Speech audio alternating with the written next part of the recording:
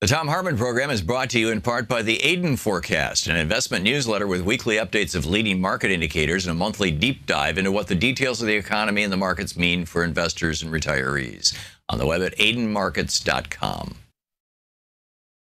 Wines have some of the highest pesticide levels in our food chain. This hour brought to you by ecowine.com. Pesticide-free wines, organic wines, imported from France by the Organic Wine Company, ecowine.com. Hartmann Program is brought to you in part by Super Beets. Super Beets are sourced from non-GMO beets, and they're packed with dietary nitrates, helping to produce nitric oxide for more energy, stamina, and support for healthy blood pressure levels naturally. For more information, call 800-223-8242 or visit tomsbeets.com.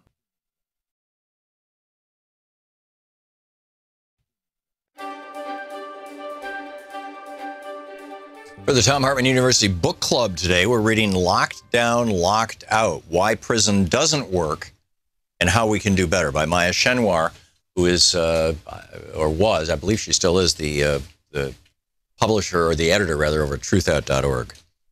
This is from the introduction, the very beginning of the book. She uses a word I can't say on the air. I'll replace it with the word damn. Damn, damn, damn, damn, damn. I'm crying with my mother over the phone. It's late evening, December 25th, 2012, and Kayla, my only sister and best friend, has been arrested for the 7th time in the past 6 years. She's in jail again, and this time we're sort of hoping she'll stay there. If she asks, I tell Mom, I'm not bailing her out. Well, you know, we're not, Mom says, her voice low and far away, a weary echo of words uttered in months and years past. If she's in there, at least she'll be safe. Jail, we agree, may be the only place that can save Kayla's life, staving off her burning dependency on heroin. Neither of us acknowledges that regardless of whether Kayla stays clean while incarcerated, sooner or later she'll be getting out. Do we know what she's in for, I asked Mom. Does it matter? I think of Kayla cuffed and listless, being dragged through the doors of the Cook County Jail, catching the eyes of women she's known before in court, on the street, in juvenile detention, in jail, in prison. I wonder whether a part of her is relieved to be back. Later, when I pick up the phone and hear a robotic voice announce, you have a collect call from the Cook County Jail, press 5 to take the call, I press the hang-up button and get into bed. My attitude toward Kayla's incarceration was born out of desperation. She'd overdosed 3 times within 2 months, passing out on the street, awakening in abandoned buildings or crowded hospitals, her pulse barely ticking. Yet my wish chafed against not only my love for her, but also my politics, my ideals, my sense of justice and truth. After all, I run a social justice-based news organization and have denounced the colossus that is the prison industrial complex for as long as I can remember. For nearly a decade, I've corresponded with a number of people in prison as both interviewees and pen pals, and I've learned much from them about the violence and hopelessness of our system. My understandings of the power structures that create prisons have been guided by the work of people like activist and scholar Angela Davis, a staunch prison abolitionist. How could I reconcile my wholehearted opposition to the prison industrial complex with a desire to see my own sister locked up? When I look back on that time, I can only comprehend it by acknowledging the insidious, persistent role that prison occupied in my mind. It was closely connected to the role it occupies in larger society. Incarceration serves as the default answer to many of the worst social problems plaguing this country. Not because it solves them, but because it buries them. By isolating and disappearing millions of Americans, more than 2.3 million right now, making us the most incarcerated country on the planet, prison conveniently disappears deeply rooted issues that society, or rather those with power in society, would rather not attend to. Prison, writes Angela Davis, performs a feat of magic. As massive numbers of homeless, hungry, unemployed, drug-addicted, illiterate, and mentally ill people vanish behind its walls, the social problems of extreme poverty, homelessness, hunger, unemployment, drug addiction, illiteracy, and mental illness become more ignorable, too. But, as Davis notes, prisons do not disappear problems, they disappear human beings. And the caging and erasure of those human beings, mostly people of color and poor people, perpetuates a cycle in which large groups of people are cut off from mainstream society and denied the freedoms, opportunities, civil dignity, and basic needs that allow them a good life. In many jails and prisons, incarcerated people are tossed into a dank, dungeon-like solitary confinement cell when they are determined to have misbehaved. It's dubbed the hole. Isolated and dark, it shuts out almost all communication with fellow prisoners in the outside. Guards control the terms of confinement and the channels, if any, by which words can travel in and out. The hole presents a stark symbol of the institution of prison in its entirety, which functions on the tenets of disappearance, isolationism, and disposability. The solution to our social problems, the mechanism that's supposed to keep things together, amounts to destruction. The disposal of vast numbers of human beings, the breaking down of families, and the shattering of communities. Prison is tearing society apart. This country's most marginalized communities bear the overwhelming brunt of that devastation, but ultimately we are all caught up in the destruction as the politics of isolation ruptures the human bonds that could otherwise hold together a safer, healthier, and more just society. The behemoth that encompasses the prison is called by many names. The most meaningful ones, I think, are those that convey the pervasiveness of its power, the way it infects the world outside as well as the people within. Scholar and activist Beth Ritchie uses the term prison nation, describing it as, quote, a broad notion of using the arm of the law to control people, especially people who are disadvantaged and come from disadvantaged communities, end quote. That control can take the form of prisons, jails, surveillance, policing, detention, probation, harsh restrictions on child guardianship, the militarization of schools, and other strategies of isolation and disposal, particularly deployed against poor communities of color, especially black communities. Others have used prison nation simply to demonstrate the system's vastness, how it infiltrates our culture and fuels our national politics, often in invisible ways. Prison industrial complex, PIC, is another key term. Rachel Herzing of the prison abolitionist group Critical Resistance defines it, and then she goes on through this. It's an extraordinary book, Locked Down, Locked Out by Maya Shen.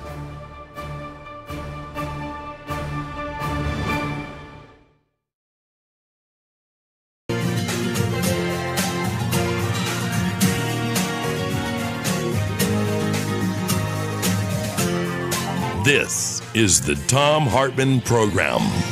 Greetings, my friends, patriots, lovers of democracy, truth, and justice, believers in peace, freedom, and the American way. Thom Hartmann here with you. Well, it's really interesting. Last night, Louise and I were kind of pulling shifts. I fell asleep around 10, and she was, watching what was going on in the Senate on her. We were laying in bed, and she was watching it on her computer. And, I kind of woke up around, 12, 1, whatever time it was, sometime in the middle of the night. And she was like, they were voting on the motion to proceed to the vote or whatever it was called. And we listened to that for a little while. And she fell asleep. And I woke up, around 3 or something. And it had been defeated, And so I woke her up and said, hey, I was defeated. And she was like, oh, thank you. I guess you can kind of tell that we don't have much of a life, when you spend your night following the Senate. But what I thought was most interesting was the 3 people who voted to stop this Republican debacle and the story behind it. And there's actually a bigger story behind that.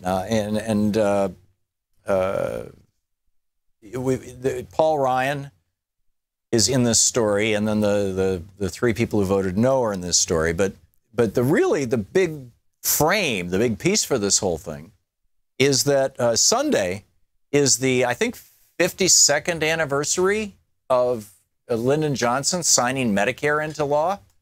Maybe 62nd? No, it must be 52nd birthday, 52nd anniversary of it on Sunday.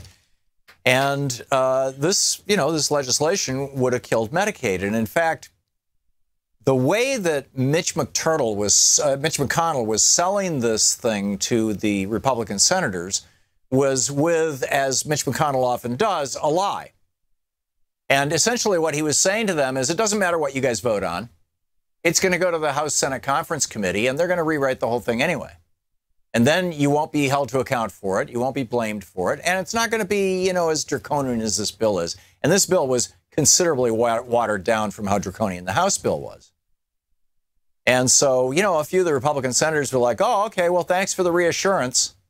And then Paul Ryan last night said, the House is perfectly willing to take up the Senate bill, or words to that effect. In other words, when we may not even take this to reconciliation, to conference, or if we do, we'll just go with what you guys want and make it real easy, because we know that can pass the Senate. Now, at that point, it got super real, right? This is going to throw at least 15 million Americans off their health insurance, like right away.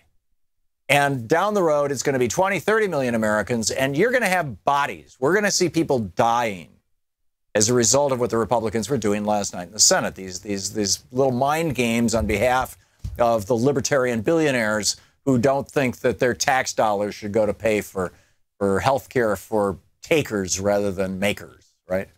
I mean, that's really what this all boils down to. So Paul Ryan said that. So we knew right from the get-go there's 52 senators, 52 Republican senators out of 100, and 2 of them had already defected.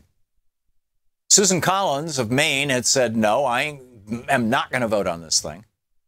This is bad for the people of Maine. And it is. I mean, Maine's a very rural state. It's got a lot of rural hospitals, and you do away with Medicaid, and a lot of those hospitals are going to go out of business. A lot of people in Maine would have been very, very badly hurt by that legislation.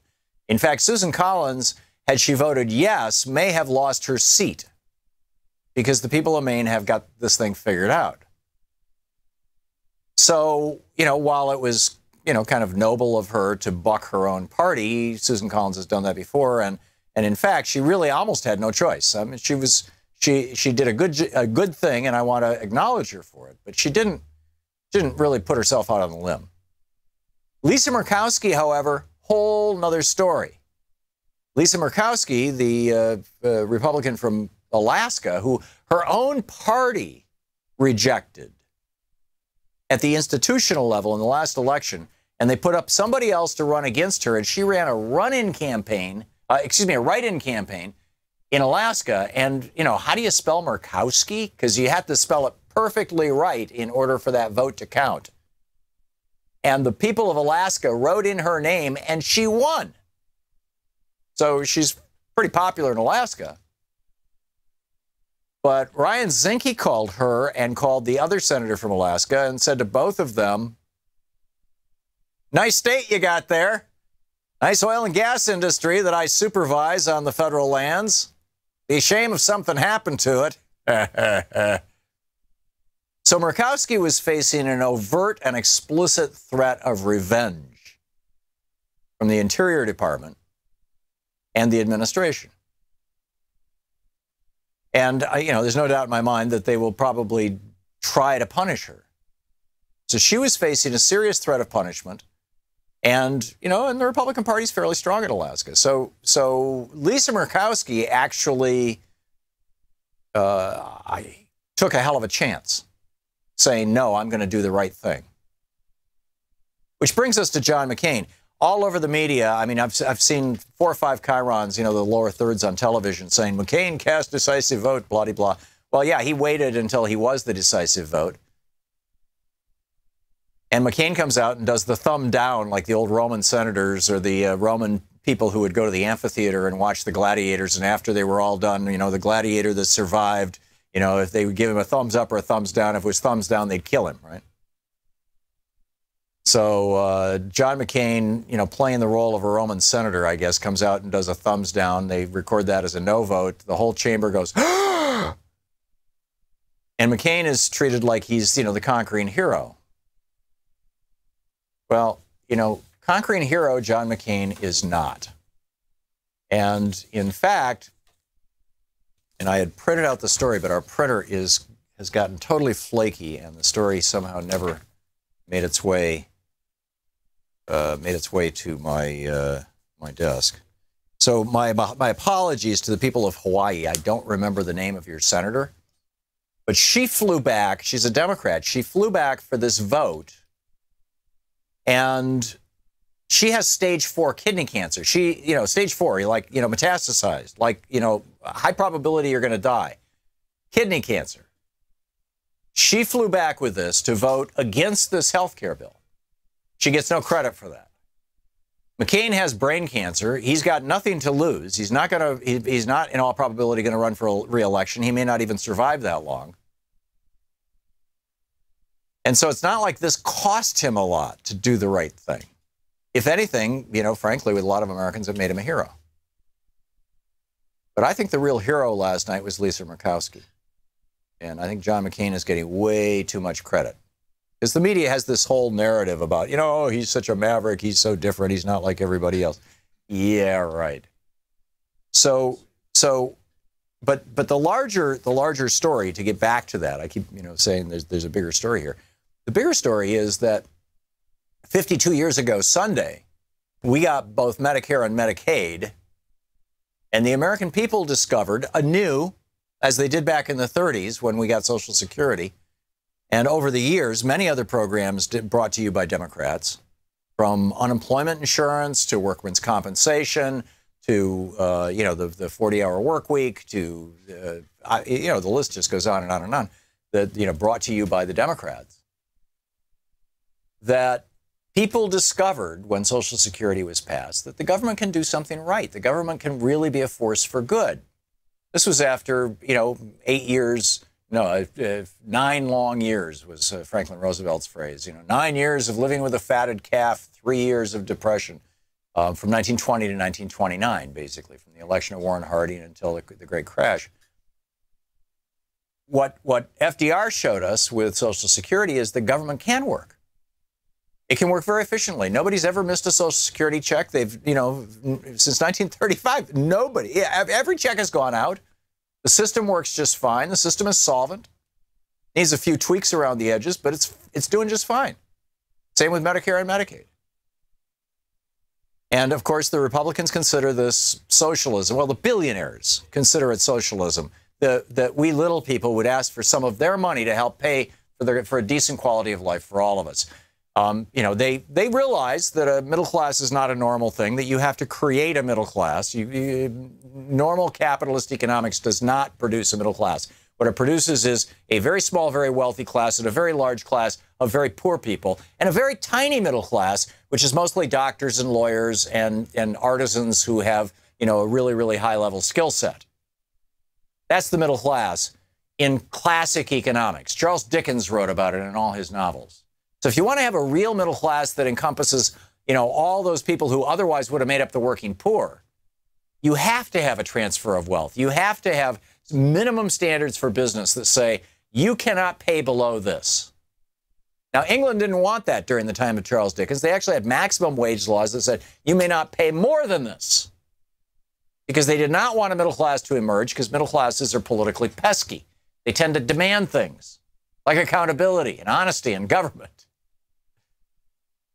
So, people have figured out, as the Democrats brought us the middle class in the 30s, 40s, 50s, 60s, 70s, and then the Republicans started systematically destroying the middle class in the 80s, 90s, 2000s, and 20-teens, that there's a difference between these two parties, and they have different agendas, and that the Republican Party's agenda is all about the billionaire class and all about the transnational oligarchs and corporations, and that the Democratic Party's shtick, their thing, what they're all about, is working people.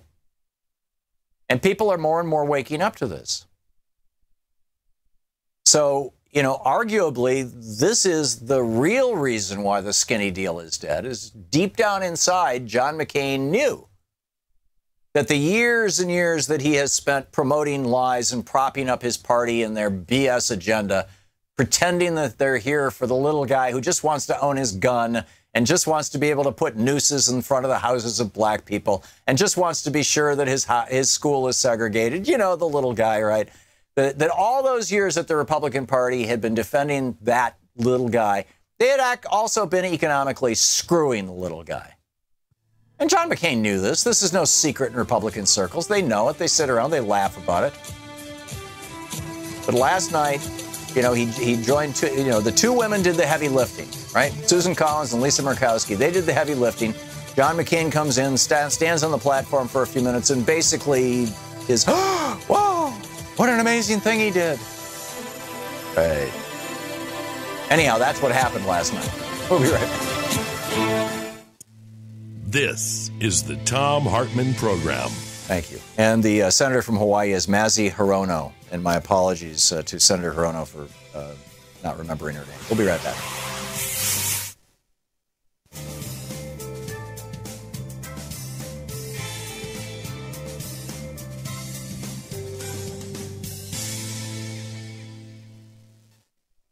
And welcome back. Jesse in Miami, Florida. Hey, Jesse, what's on your mind today? Hey, hi, Tom. Hey, the credit unions. Everybody think they put their money into credit unions. That's helping the people's will to that money. Right. I found out the credit unions are really not credit unions. They're just a smaller version of the big banks, too big to jail. I call up the credit union and ask them, do your guys fund workers-owned organizations, businesses that's owned by the workers? They say, sorry, no, we don't do that. Right. No, they are a worker-owned, or well, not worker-owned, but an investor-owned organization. When you put money into a credit union, Jesse, you are actually buying a piece of the credit union. Yeah, but the thing is, if they're not going to fund, I always wonder why the workers haven't went beyond just the strikes. And they just say, okay, well, we fund the strike. Thomas Paine, common sense say, why do we need the boss if we could become our own boss? Let's fund our own enterprise. Yep. Let's incorporate ourselves. No, I understand what you're saying, and I don't disagree with your disappointment that credit unions don't fund employees who want to buy out their employers and own their own company. I don't think any bank will fund that right now unless you can demonstrate that it's really, backstop 16 ways to Sunday. And it's a shame that there's not some private equity equivalent. Mitt Romney and his industry, there's an entire industry of, buying companies and breaking up companies and stripping companies and exploiting, all this kind of stuff, all in the for-profit sector. But there is no industry to help people take a private company worker-owned. I don't know a good word for that other than worker-owned. And it does require cash or capital to do that. But the thing is, credit unions can't make those investments because they basically, credit unions charge you lower fees. They don't rip you off the way banks do because the money goes back to you. You actually get, essentially an interest payment or a dividend, which is the, whatever profit the credit union is making. And in addition to that, most credit unions also spend money in their local communities. But Jesse, don't go south on credit unions altogether. They're a really good alternative to banks. They are up to $250,000. They're insured by the federal government, just like banks are. And like I said, if you put your money in a credit union, you become eligible to even run for the board of the credit union or as an officer of the credit union. The people who are the employees of the credit union come from the ranks of the people who have put their money in the credit union. And you don't have to put $1 million in there. You can put $50 in there and be eligible for all those things.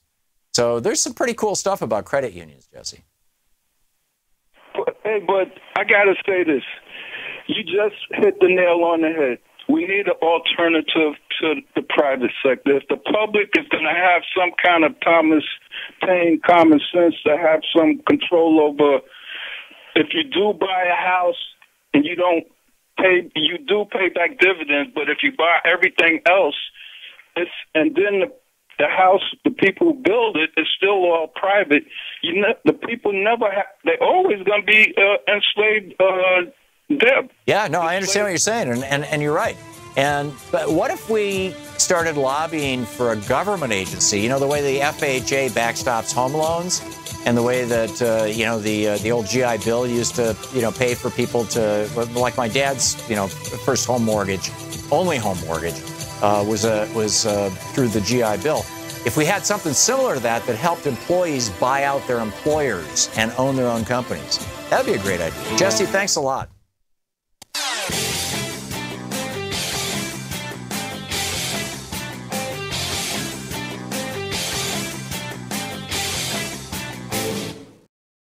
Hi there, I'm Marie with Free Speech TV. Your support, whether through giving donations, volunteering, or spreading the word about Free Speech TV, has made it possible for the only independent progressive news network to exist. And for that, I want to say thank you. Now you can give to the network powered by the people by donating an unwanted or used vehicle through our Vehicles of Change program. If you have an old car, RV, or even a motorcycle, Free Speech TV can use it to grow and thrive. You can make a bigger difference in supporting Free Speech TV by giving an old car. It's a great way to support the network without having to dig into your bank account. Just call 877-378-8669 and ask for more information about Vehicles of Change. Again, the number to call is 877-378-8669.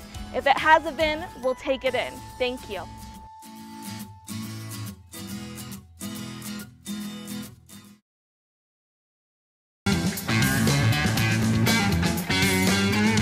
Welcome back.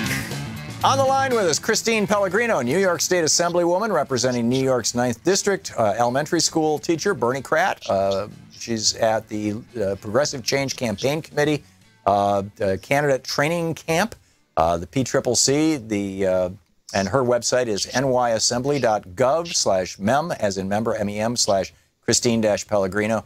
Assemblywoman Pellegrino, welcome to the program. Hi, Tom. Thanks for being with us. So tell us about the, oh, and by the way, your Twitter handle is cpellegrino1221, if anybody wants to tweet you. So tell me about the conference and about the New Progressives. So this is an amazing group of active people who are stepping up to take on, running for office at a critical moment in our history. We heard from Keith Ellison this morning, who really fired up the base, talking about staying connected to the grassroots, where most of us sort of got involved. And this is like a room full of really dedicated and energetic leaders who are looking to change the world. It's an incredible place. That is great. What do you see as the principal issues that progressives who are coming up in the Democratic Party right now should be really, really focused on? Well, I think advancing our agenda. I mean, obviously, we're so focused on healthcare right now. Defeating the skinny bill last night, and being right here on the steps of the Capitol. So many of the people that are here were actually there last night to welcome, out the senators. Senator Warren and Bernie Sanders both came out and spoke to the crowd that had gathered. It was pretty electrifying, and we heard from Senator Warren yesterday as well, and she also spoke about staying connected and really feeling the power of the small dollar donation and how effective that could be. And people are really moved by that and thinking that politics as usual has changed, and that the person who's running for office is a different kind of person now. People who are not ever thinking that they could have or would have run for office feel the call to public service, and that, as a progressive movement, we're really able to propel those people into the offices that they seek. The networks that we're creating are essential to keeping that movement and that work going. I'm really proud to be part of it. That is marvelous. Christine Pellegrino, New York State Assemblywoman for the 9th District, elementary school teacher, and Bernie Kratt. BoldProgressives.org, by the way, is putting this thing on. Assemblywoman Pellegrino, thanks so much. You bet. Great talking with you. We'll be back. You too. Thank you. You're listening to the Thom Hartmann Program. Call 202-808-9925. We'll be back with more of your calls right after this.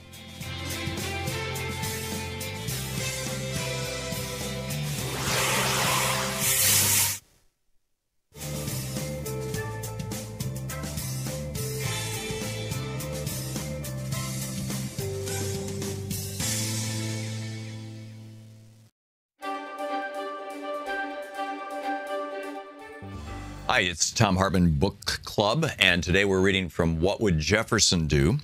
And this is from the chapter Warlords, Theocrats, and Aristocrats Rise Again.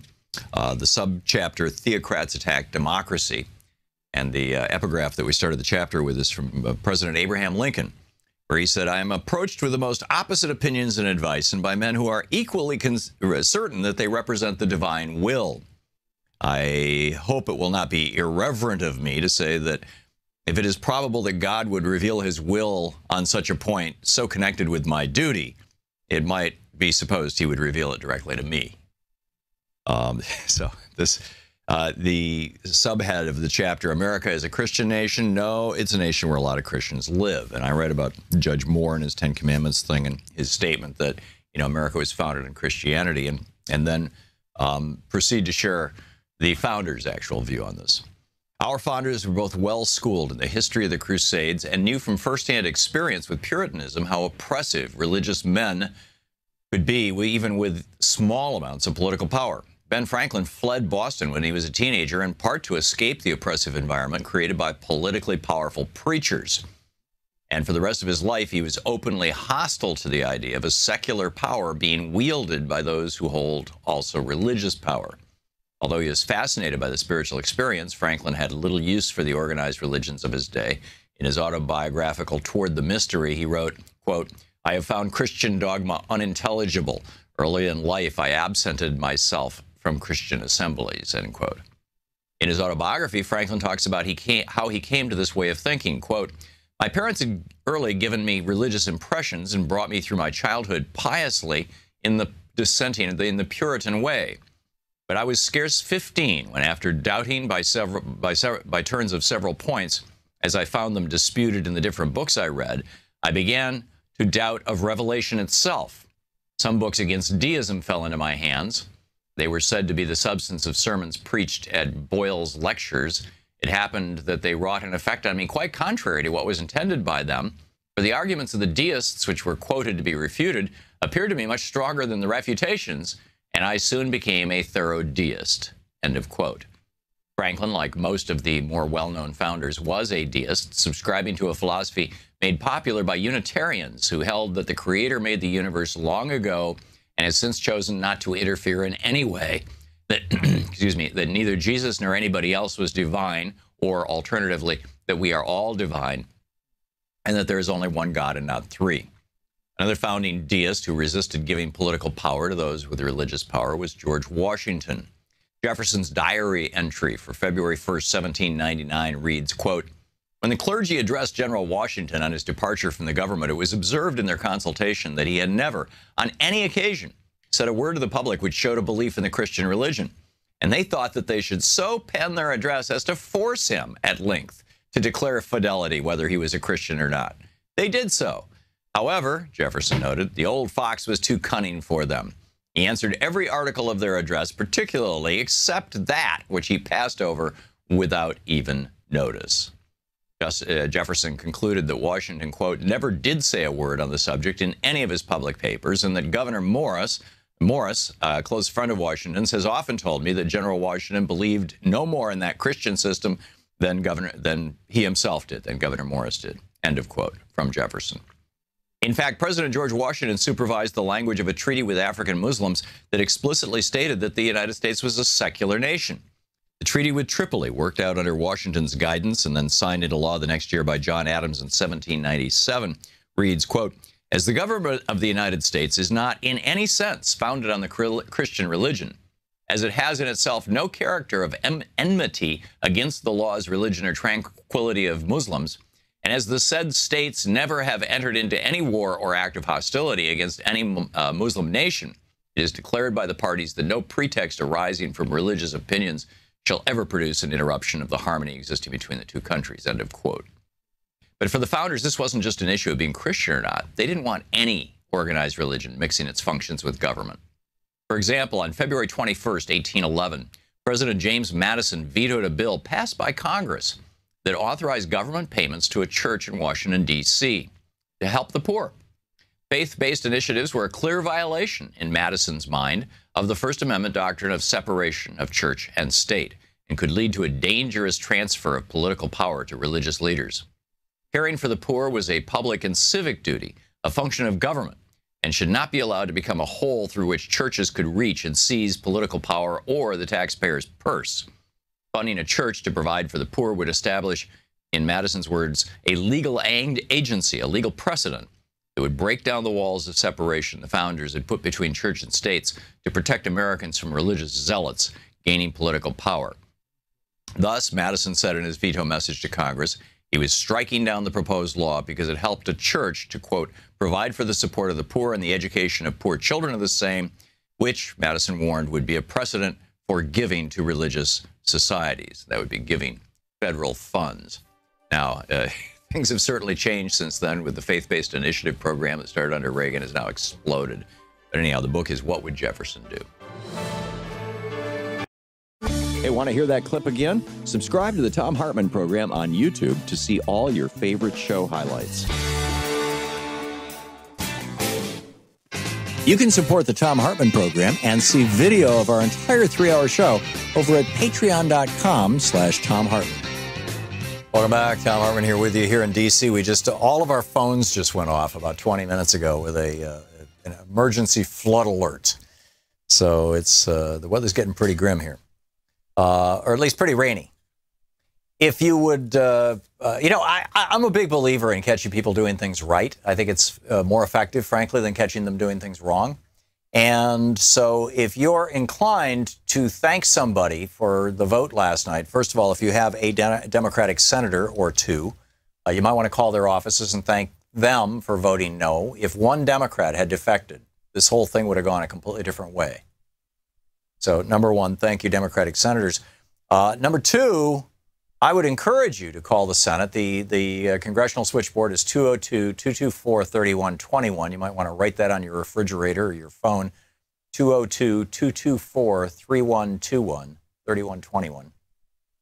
And that gets you to the switchboard. Then you just say, I'd like to talk to Senator Murkowski's office, and boom, they just connect you, right?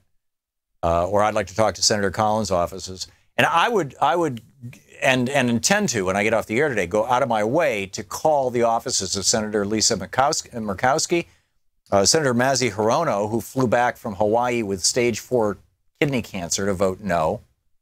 She's a Democrat, but still, I mean, it's a no vote. And Susan Collins, and thank her for voting no, but particularly Lisa Murkowski. This is a woman who was threatened, not just by the president in public and on Twitter, but also by Ryan Zinke, former House member, part-time thug apparently, and now the Interior Secretary. Threatened. And she said, I'm going to do the right thing anyway. So I generally hold Republicans in very low regard, generically. But what Lisa Murkowski did in particular last night, she took a risk. John McCain did not take a risk. Susan Collins arguably did not take a risk. Although, Trump may now do everything he can to prevent her from having, future funds or getting reelected or whatever. I mean, I'm guessing that both Murkowski and Collins are now marked by the Teflon Don. But in particular, Murkowski, and thank them both, and thanks Senator Hirono, because they're the true heroes, I think, of last night.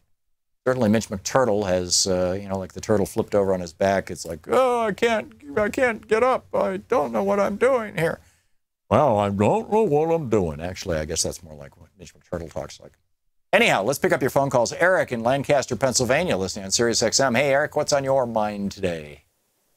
Hey, Tom, you just took a little bit of my thunder, but I got a call. I'm about as liberal as you're going to find, and I have to take a little exception with you on your comments about Senator McCain. Though there's plenty of these guys that maybe he's not taking a risk, but there's plenty of these guys that just would have voted for it just because they're a Republican, and he did step up. And there's 15 million people today that are breathing a little easier because he did. It would have been just as easy for him to vote for it and let this thing happen. Wait a minute. Let me get this right, Eric. Okay, so there's a bunch of pedestrians in the street, and there's a guy driving down the street at 30 miles an hour toward those pedestrians. and instead of mowing them down, he stops just before he hits them. And you think this guy should be congratulated? Well, if we're congratulating Murkowski and Collins, yeah, I do. I mean, there were all the other Republicans voted for this. He was the only male Republican senator not to. Yeah. He's also the only male Republican senator who doesn't want to be senator again or president. Yeah, and I'm not a McCain fan. Let me. Yeah, Eric, I'm not saying you shouldn't call John McCain's office and say thank you. I mean, that's a fine thing to do, and I'm not putting down John McCain. Thank God he did what he did last night, right?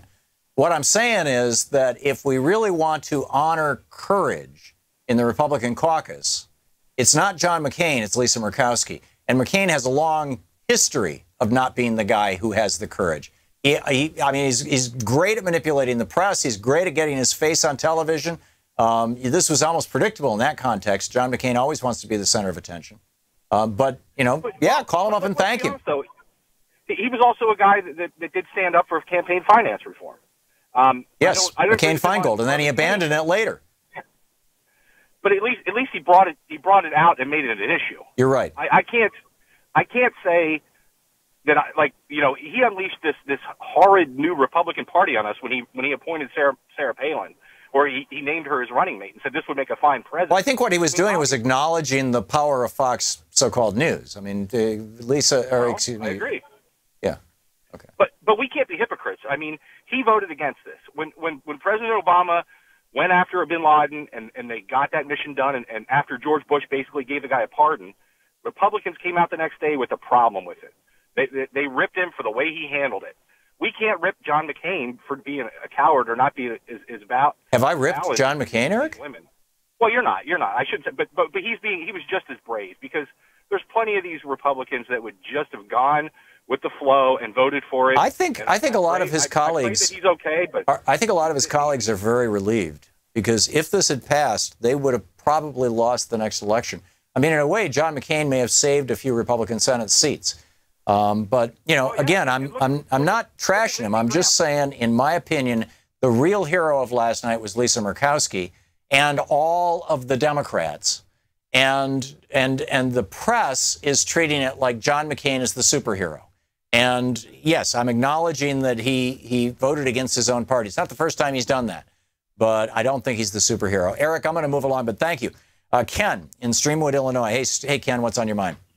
Good morning, Tom. How are you? I'm well. What's up? I have 2 quick points. I'm running out of battery time. Number one is Mooch. That was a planned response, diversion. You're talking about all his obscenity with Ryan Lizza at the New Yorker and all this kind of stuff?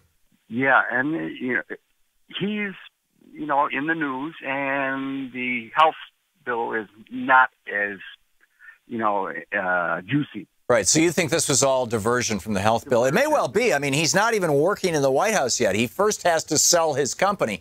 He owns half of this hedge fund, and they're trying to sell it to this Chinese company for $180 million. He'll get $90 million of that, and he'll get a very favorable tax treatment if he goes right into the White House. There's an exception in the law for people who give up large assets to go to work for the White House. Rex Tillerson got this deal.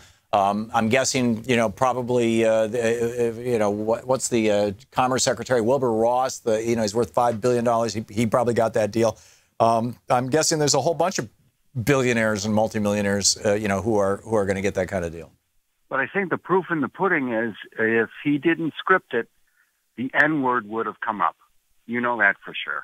Well, I believe, I have no evidence of this, but I believe that that was probably a fairly common word in the conversation of people like Trump and Scaramucci about the Obama administration and Mr. Obama himself, President Obama himself. Yeah, I would not be surprised. Ken, got to move along, but thank you for the call. Dorothy in Desert Hot Springs, California. Hey, Dorothy, what's on your mind today? Hi, Tom. Hope all is well with you and Louise. What I called about was I got this thing from Riverside County, a Social Security survey for the senior center, and they're asking me questions about my politics. It's a Social Security thing, and I'm thinking about, Trump wanting to block people from voting who are Democrats, because it's all political questions about my politics. Dorothy, that's not from Social Security. What? That's not from Social Security. Social Security will not send you a questionnaire asking about your politics. You are being scammed. I wasn't going to answer it and respond to it because I thought it's none of their business. Yeah, you're in California. You probably have a Democrat representing you somewhere. You certainly have 2 senators. I would strongly suggest that you take that letter, and you may want to contact the Social Security Administration as well. I can't see it. I don't know what it all says, but if somebody, and this is not uncommon. I mean, this is an old scam that goes back a long, long time. If somebody's representing themselves as the Social Security Administration, or trying to even just imply that they're the Social Security Administration, and therefore you have to respond in a way that might give them information that they could then use to sell things to you or to go after you politically or whatever. That could be fraud, and you might want to let some folks know. That's not a good thing. But the Social Security Administration, all they're going to ever ask you is, do you want to go on Social Security at 65, 66, 67? What year do you want to start? That's about it. They generally don't ask anything other than, hey, here's your lifetime earnings, and is this right? You are not going to get a political survey from the Social Security Administration. Dorothy, thank you for the call. Good luck with that. And, in fact, give us a call and let us know how it works out. We'll be right back. You're listening to Thom Hartmann. Visit thomhartmann.com for audio and video archives. Back with more of your calls, the news of the day, and all of the above right after this.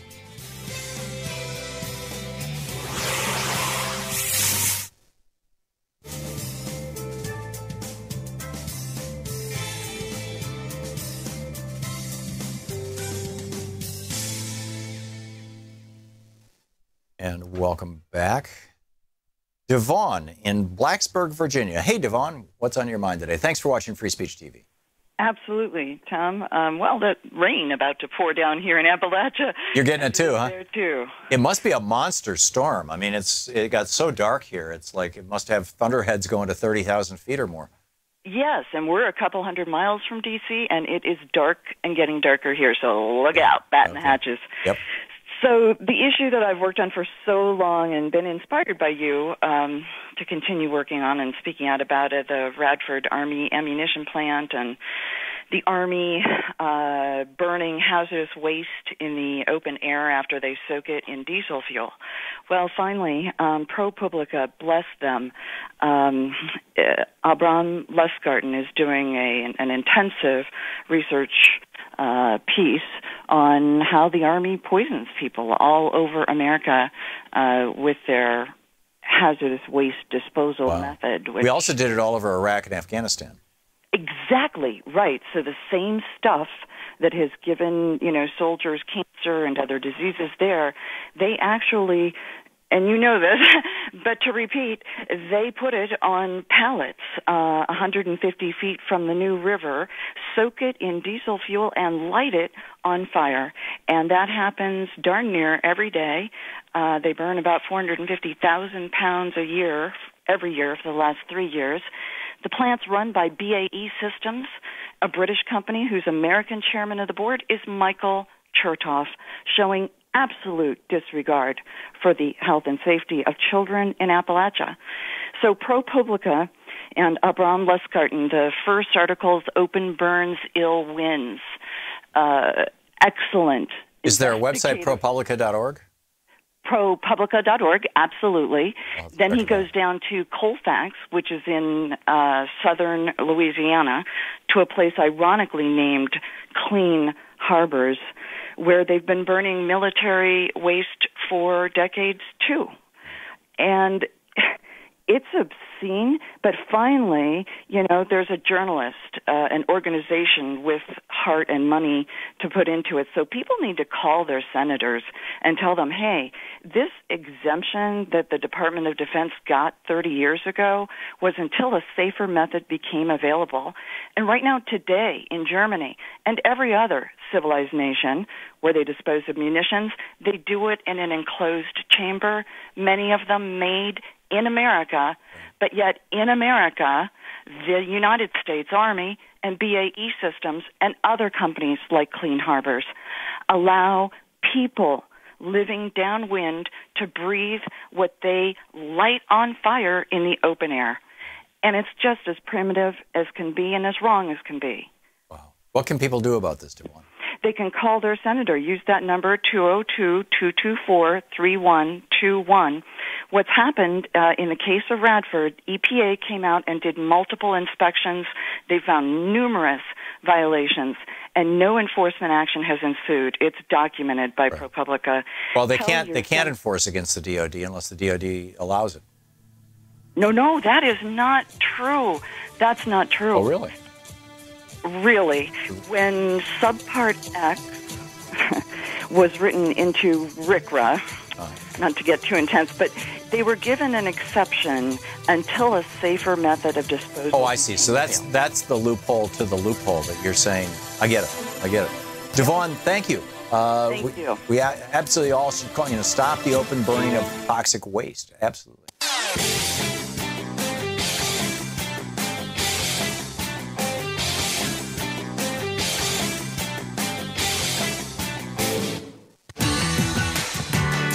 Welcome back. Thom Hartmann here with you and Nora in Sandy, Oregon. Hey, Nora, what's on your mind today? Hey, Tom. Hey, good to talk to you again. Thank you. I hope you're well. I am. And Louise as well. Thanks for taking my call. I had a conversation with a conservative, which is unusual for me. Okay. I happened to talk to a professional for heating and cooling here in Oregon, and we struck up a conversation, and I found a lot of things that we had in common that I was sure he believed in too, and I thought it would be interesting to share a couple of these things. Okay. We basically came down to both agreeing that we want honesty and we want fairness, and I think if we, get money out of politics, that could do it. He's agreeing with that, and still a Trump supporter, and he was talking about how they're, these politicians make so much money, they're making billions, and how can they be a billionaire and a senator? And I said, yeah, that's the problem. Maybe if we get money out of politics. Well, keep in mind, Trump essentially ran on getting money out of politics. His whole shtick was, I can fund my own campaign. Yes, of course, and he brought that up, and I said, well, I'm not sure it was his money. It might have been Russia's money, but we don't know. I said, but that's not the issue. The issue it was Robert Mercer's money, actually, but right. Keep going. Money was it, right? So, but that I go, there was somebody that ran on that Bernie Sanders guy. Right. And he brought up, his wife, blah, blah, blah. And I'm like, yeah, I think that's probably maybe not true, but I don't know. But yeah, the whole idea, well, it may well be that Bernie's wife made a dumb decision as president of that college in Burlington to expand the college at a time in 2007, 2008. I think it was during the big boom, when everybody thought the economy was going to continue to grow forever and expansion seemed like a brilliant idea. That... Right, whatever they can pick. That doesn't disqualify Bernie, down. Because his wife wasn't the world's best college president. I'm sorry. Right. She's not a genius economist. So they're going to take him. Or she couldn't predict that a crash was coming. Right. Well, so it was very interesting because I felt like we both had a lot of the same ideas. It's like a libertarian kind of point of view without the nuts. Yeah. You want fairness and honesty, and how can we get that? And I said, well, if they take your health care away, you may change your mind about Trump. And, I can only hope that happens. Of course, I don't want that to happen. But if we could get single payer going, that might win it for us if we could all get behind that. I'm not seeing the Democrats doing that. I'd like to see that. I don't know what we can do to force their hand. The progressive seems to just really be shut down, trying to fight, with the Democrats to get some of their policies through. Sure. And I taught my own personal friends, are on Facebook talking about, unity. Let's not, be picky. Let's not be purists. And I'm like, people, your plan didn't work. Okay, whether Mrs. Clinton got many more votes, it didn't work. Let's try something else. Let's try something like single payer and money out of politics and free college. Let's vote for the little guy, Yeah, amen. And free college and bring our jobs home. And it's so weird. I got an email from Trump this morning saying that he had brought our jobs home, he had drained the swamp, he'd done all this wonderful stuff, but the fake news and the haters are out to get him. Please send me $250. And it's like, wait a minute, you're lying about what you've done. to Donald Trump. You know, it's incredible. Nora, okay. Yeah, Nora, I got to move along, but thank you. Excellent points all, and I'm so glad that you found a point of commonality. I think, you know, if you could just get these guys away from the Fox News bubble. It's like Fox and Friends this morning. Their whole thing was, oh my God, look at how Elizabeth Warren declaring victory on the floor on the steps of the Senate with Bernie Sanders. Isn't that unseemly? That was the main through story this morning on Fox and Friends. It's like, you know, it's fact-free television. And that's the tragedy, is that so many Americans get sucked into it. Nora, thanks for the call. Great to hear from you again. Josh in Richmond, Kentucky. Hey, Josh, what's on your mind? I'm doing good. I'm a libertarian here in Kentucky. And my question for you is, because this seems kind of like a Democrat kind of mouthpiece kind of TV show, but where's the spending cuts come? We talk about more and more programs and free college and big government health care, and what would you suggest the cuts come from with such a lingering debt? Why do we need cuts? Why do we need cuts? Right. We're, what, $20 trillion in debt as a nation? Or? No, actually, we're holding $20 trillion. Well, it's not 20. It's actually about 16, because 3 or 4 trillion of it is money that the federal government owes itself. You know, Social Security Trust Fund, for example, is $2.6 trillion. But that's actually, you know, if a bank held $20 trillion in deposits, that bank is arguably $20 trillion in debt. But if you would think, you know, I mean, Jamie Dimon gets a multi-$100 million bonus for getting that, you know, if he could get $20 trillion worth of deposits. In fact, that's why Pete Peterson has been, you know, a Wall Street billionaire, has been running around for years saying, oh my God, the national debt, the national debt. The reality is that the national debt is private money. When George W. Bush was born, his family put $1 million in treasuries to put into his trust fund, right? Treasuries. This is private savings, and it's the safest savings in the world.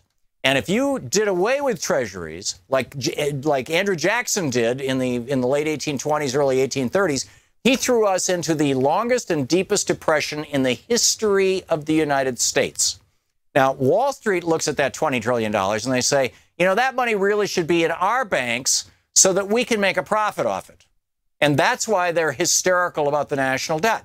But the national debt it's inconsequential. You know, Japan's GDP to debt ratio is twice what ours is right now. It's over 200% of GDP. We're in the neighborhood of a little less than 100% of GDP. When we ended World War II in 1947, 1948, well, by 52, when Eisenhower came into office, we were at 127% of GDP in terms of our national debt. The debt from World War II was greater than any other debt we've ever had, or at least any other debt that we've had in the last 150 years. Probably the Civil War debt was even greater. I don't know. And how did we pay off that debt? We didn't cut a damn thing, Josh. Not one thing. Instead, what Eisenhower did is he said, I'm going to grow us out of this. I'm going to borrow another $1 trillion. Only back then it wasn't $1 trillion, but today it would be in inflation-adjusted dollars. I'm going to borrow another $1 trillion, and I'm going to build a national highway system that is going to create a transportation infrastructure so that our entire nation can get in the game and start manufacturing goods and have a vibrant commercial economy.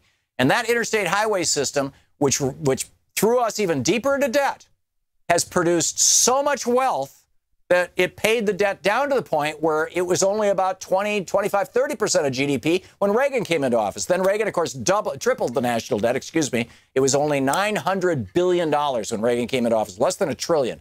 Reagan took it all the way almost to $3 trillion.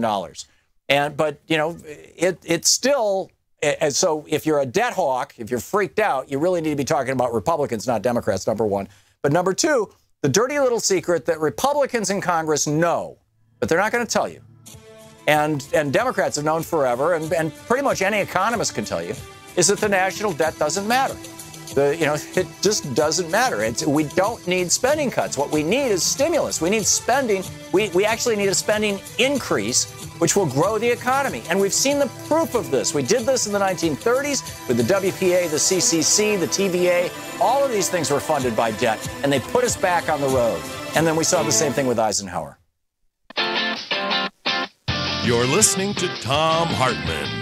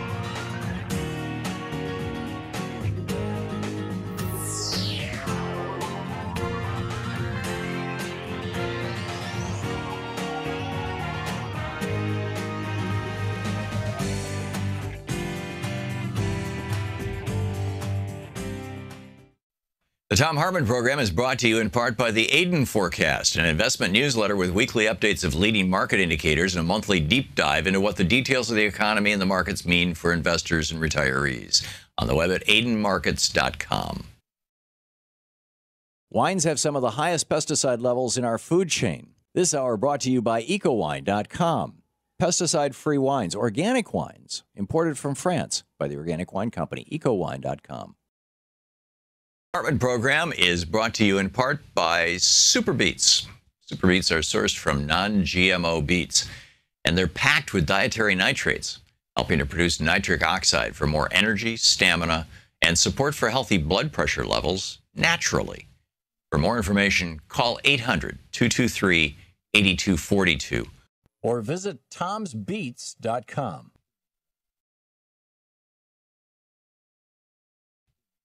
Welcome to the Thom Hartmann University Book Club. We're reading today from my newest book, Adult ADHD. The first edition, or the first draft or version of which I actually wrote some 20 years ago, but it's we've updated it and reissued it, and I think you'll find it really interesting. This is from the introduction. There's a substantial subpopulation of the world that has a common and somewhat consistent set of personality characteristics. These traits have, for many people, led to difficulties in school, relationships, and work, and are collectively known among psychologists and psychiatrists as attention deficit hyperactivity disorder, or ADHD. When researching this subject, I was struck by the number of ADHD adults I met and interviewed who'd chosen to become entrepreneurs, to strike out on their own, to forge their own unique lifestyles and businesses independent of others. Most often, these people are involved in an ever-changing life, often starting many businesses or regularly leading their existing companies in new directions. They thrive on stimulation and living on the edge. One biography of Ben Franklin asserts that he was America and possibly the world's first real entrepreneur, because rather than simply learning a trade and opening a lifelong business, he learned dozens of trades and created more than 30 businesses, as well as social and governmental institutions, the post office, libraries, all kinds of things Ben Franklin created for this country. This creation of something new over and over again is the core of entrepreneurship, whether you're a company owner or an entrepreneur within a company where your job constantly involves new projects or change. When writing an earlier book, Attention Deficit Disorder, A Different Perception, I heard from a psychologist who specializes in ADHD that perhaps as many as half of all entrepreneurs have ADHD. Now, a few years later, and after conversations with thousands of entrepreneurs around the country, I've come to the conclusion that nearly all entrepreneurs have ADHD to one extent or another. And I would add probably the vast majority of salespeople as well. I'm not speaking here of the fellow who carefully invests his money in a corner dry cleaning shop, runs his own business on that corner for 25 years to finally retire comfortably. While that person may meet some definitions of entrepreneurship, I'd rather refer to him as an independent small business person. Such people constitute an important and stable core of the business life of their community and of this country. Instead, I'm speaking here of those individuals who create or participate in dynamic, thriving, ever-growing, ever-changing companies. I'm speaking of the ones who take chances, who experiment. Henry Ford, who had several bankruptcies before he hit on a formula that worked. Or Thomas Edison, who tried thousands of different variations before he could get a working light bulb. These people's lives are often littered with failures, but their successes have given a spark of vitality and enterprise to America and made our country, particularly in its early days, unique in the world. They continue to bring us innovation and change that give great hope and promise for the future of our nation and the world. Some have applied their entrepreneurial characteristics to become great leaders. John F. Kennedy and Winston Churchill, for example, stand out. Others have created inventions, businesses, social institutions, and art that have changed the world. This book is about people who have overcome their challenges and in many cases actually used aspects of their ADHD to achieve prosperity or victory, and for those who would seek to emulate them. This book is for those who are willing to take chances, to forge a new niche in this business, social, cultural, political, or art worlds, or to create something new, and how to do that successfully. In the writing of this book, I've interviewed many people in the business world, including some of America's greatest. Few would want to jump up and raise their hands and say, yes, I have something that psychiatrists call a disorder. Nonetheless, all were, to my mind, hunters, my term for people with attention deficit hyperactivity disorders described in this book, to one extent or another. They shared stories of their successes and failures from childhood through advanced age that were remarkably similar. From these stories and my own successes and failures as a business person and entrepreneur, I've assembled a collection of specific tools and techniques for people with ADHD to achieve success in the business world. And then, we get into chapter 1, the nature of ADHD. We all experience a spectrum of levels of states of consciousness as we go through moment to moment on daily life. On one end of the spectrum is the very open, distractible state that we experience when driving or walking on a busy street, noticing all the events around us, alert to everything in our environment. At the other end of the spectrum are the tightly focused states of consciousness in which we're so intent on the book we're reading or the conversation we're having that the ticking of the clock in the room or the drone of traffic outside ceases to exist. When in a normal and relaxed state of consciousness, most people fall into a place somewhere between these two extremes of open and focused. They shift from open to focused and back with relative ease. It's difficult for the average person, however, to maintain either an extremely focused or an extremely open state of consciousness for hours at a time without such things as meditation training or the use of drugs like caffeine. The natural tendency is to snap back to the center line between the two states, which is to have a little bit of both. Some people, however, have an off-center baseline state of consciousness as their norm. Estimates vary between experts and researchers, but these people may represent as few as 10 or as much as 40% of the population. And this is the beginning of that difference that makes for ADHD and how it can be a tool, a useful thing, something that can actually help people succeed in the world. So this is our book report, our book reading today from my book, Adult ADHD, How to Succeed as a Hunter in a Farmer's World. I'm Nina Turner, and you're watching Free Speech TV.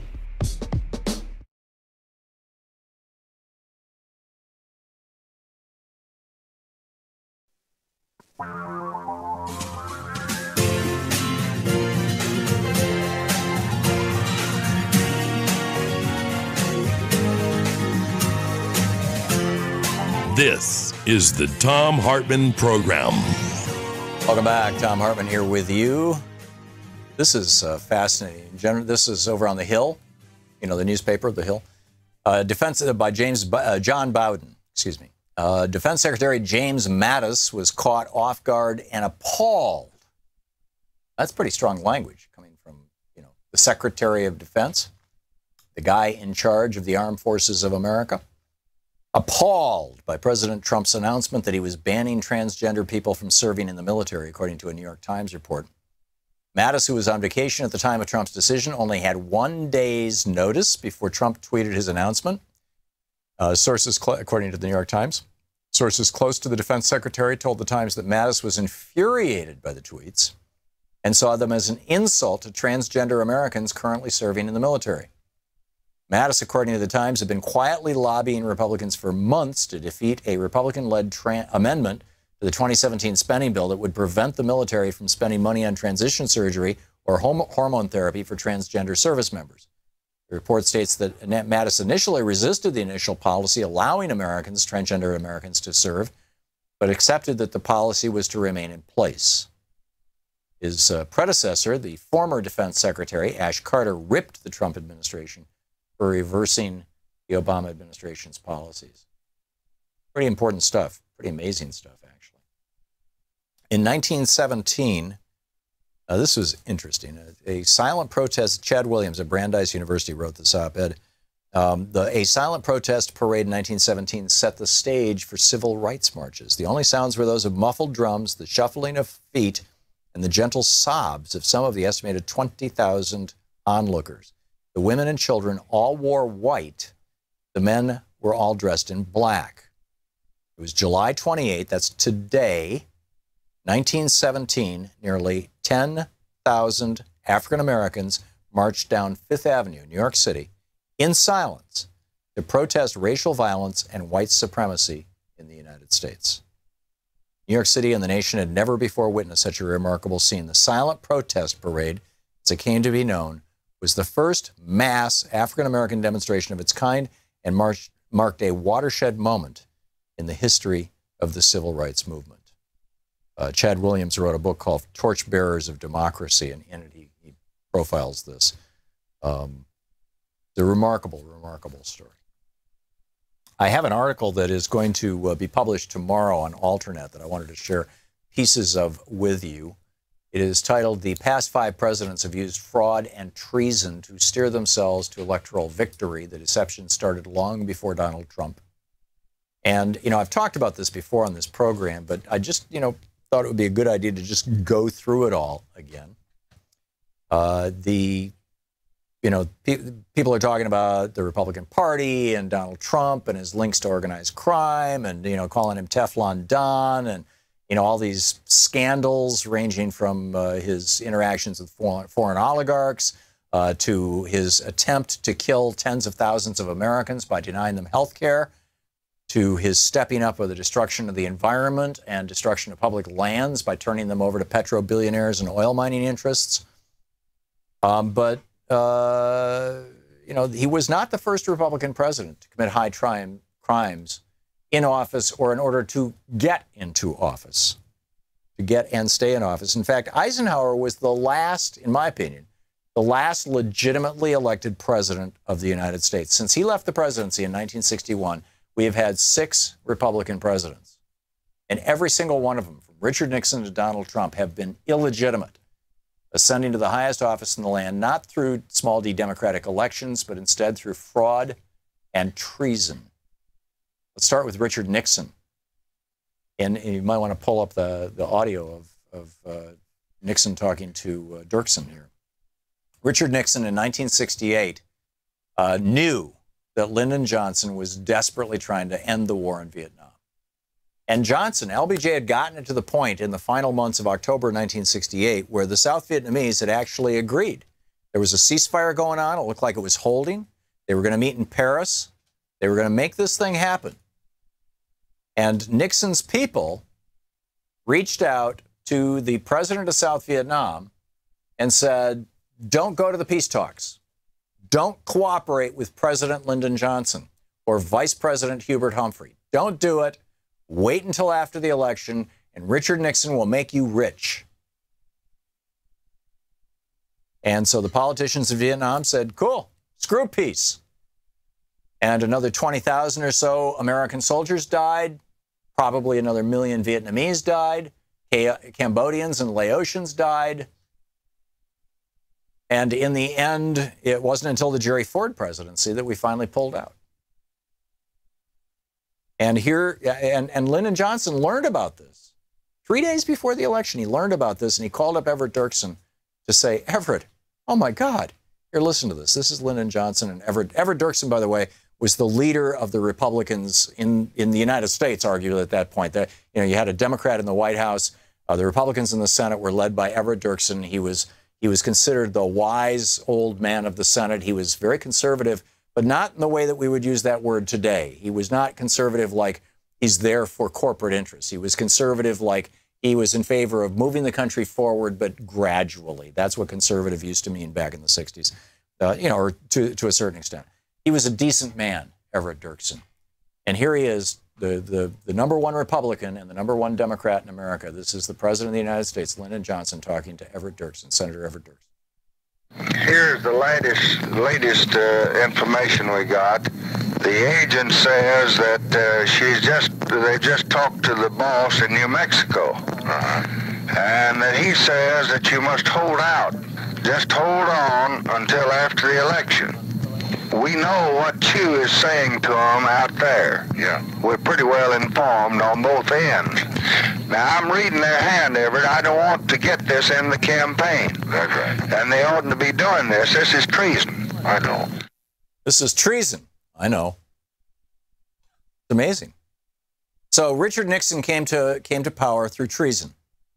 He, you know, with the peace talks would have caused people to say, oh yeah, Humphrey, cool.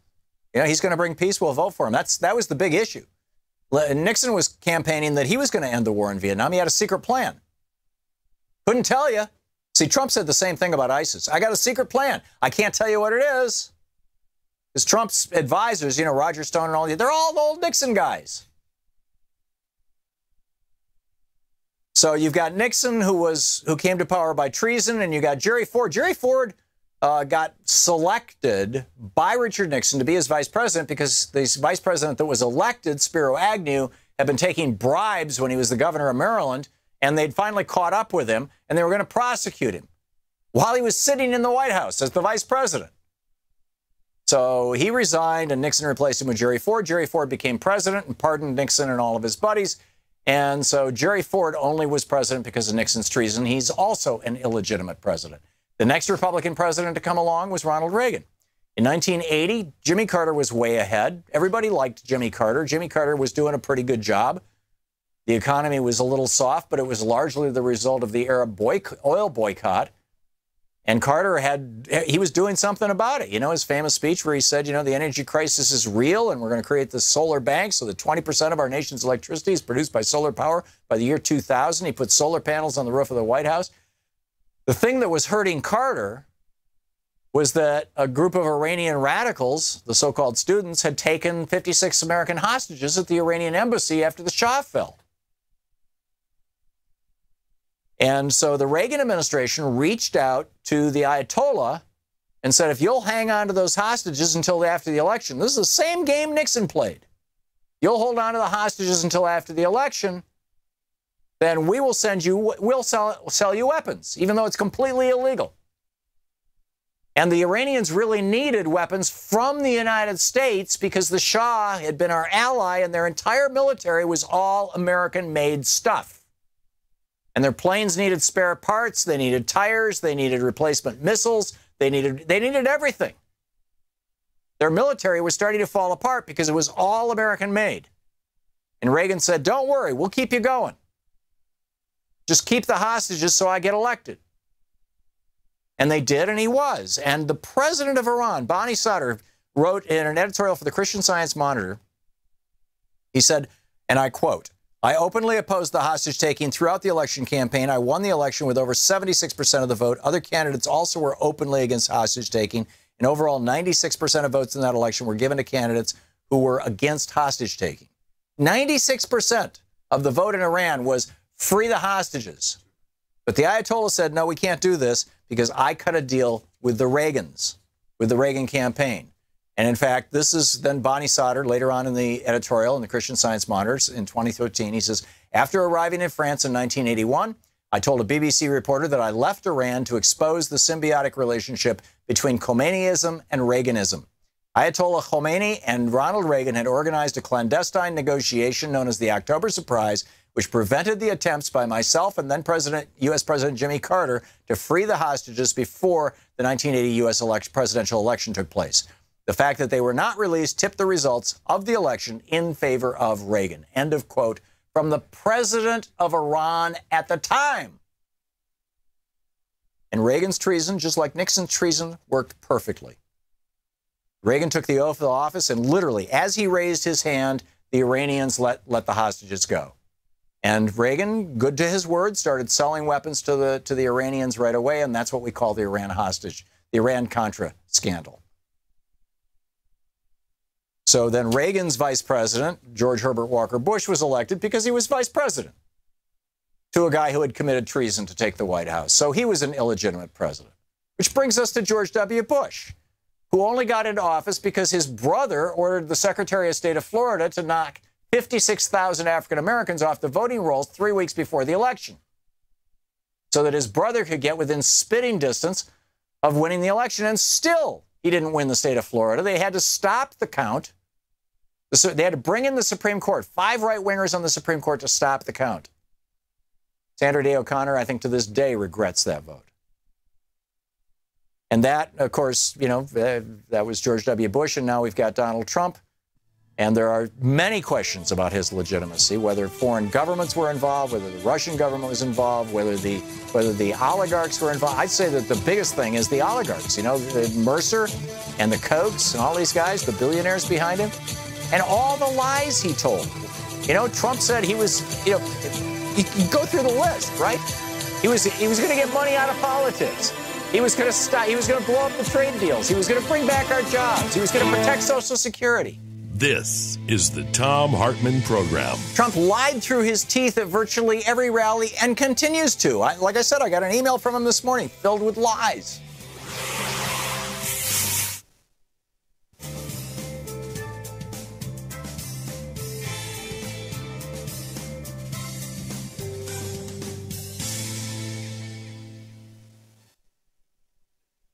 Welcome back. We'll be, let's see here.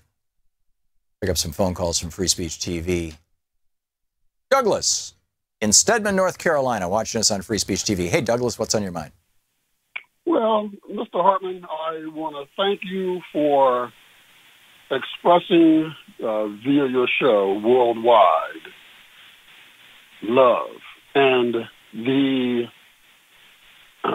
the vote in the Senate last night for the skinny repeal, as it was called, right, is another expression by all of the Democrats in the Senate, all of the independents in the Senate and the House, and all of the Democrats in the House of love for the people in America, not just taxpayers, not just voters, but love for all the people in America. Beautiful way to look at it, Douglas. Thank you, Tom. Beautiful way to keep look up the good work. Go ahead. Keep up the good work. Oh, okay. Thank you. Thank you very much. I appreciate the call, and thanks for watching Free Speech TV. Yeah, I would say it was not just love. In fact, I would take it beyond that. I would say that the vote that Lisa Murkowski, Susan Collins, and John McCain took last night was a vote expressing patriotism, love of country, as well as love of their fellow man. I guess that still fits in your love frame. You know, it's real. I think that the whole idea that people in Washington, D.C., and in state houses for that matter, are sent there to do the people's business has been completely eclipsed by, 2 years of actually, it's been 5 decades, really, of Reaganism. The Trump events, the political campaigns that led up to them. I was thinking of the year and a half of the campaign and the 6 months since Trump's presidency. What it all seemed to be about was the people's business. But now we discover that the people's business part of it was all lies. And what it was actually about, in reality, what it was actually about was the billionaires' business. And this is a form of corruption that has been brought to us by our Supreme Court. We, the people, and our elected officials got together back in 1973 after the god-awful crimes of the Nixon administration became obvious and passed legislation to stop that kind of thing, to get money out of politics. And then later, John McCain and Russ Feingold, McCain-Feingold. I mean, there have been numerous attempts to get money out of politics and clean politics up. And the Supreme Court keeps knocking them down. And they do it with no justification that they can point to. I mean, they say, oh, it's because giving money is free speech. Where did you get that? Giving money is corruption. And it has been throughout the entire history of the United States until magically the Supreme Court said it isn't. And we need to go back to that frame of recognizing this as corruption. We'll be right back. It's coming up on 22 minutes. It's a little after 22 minutes.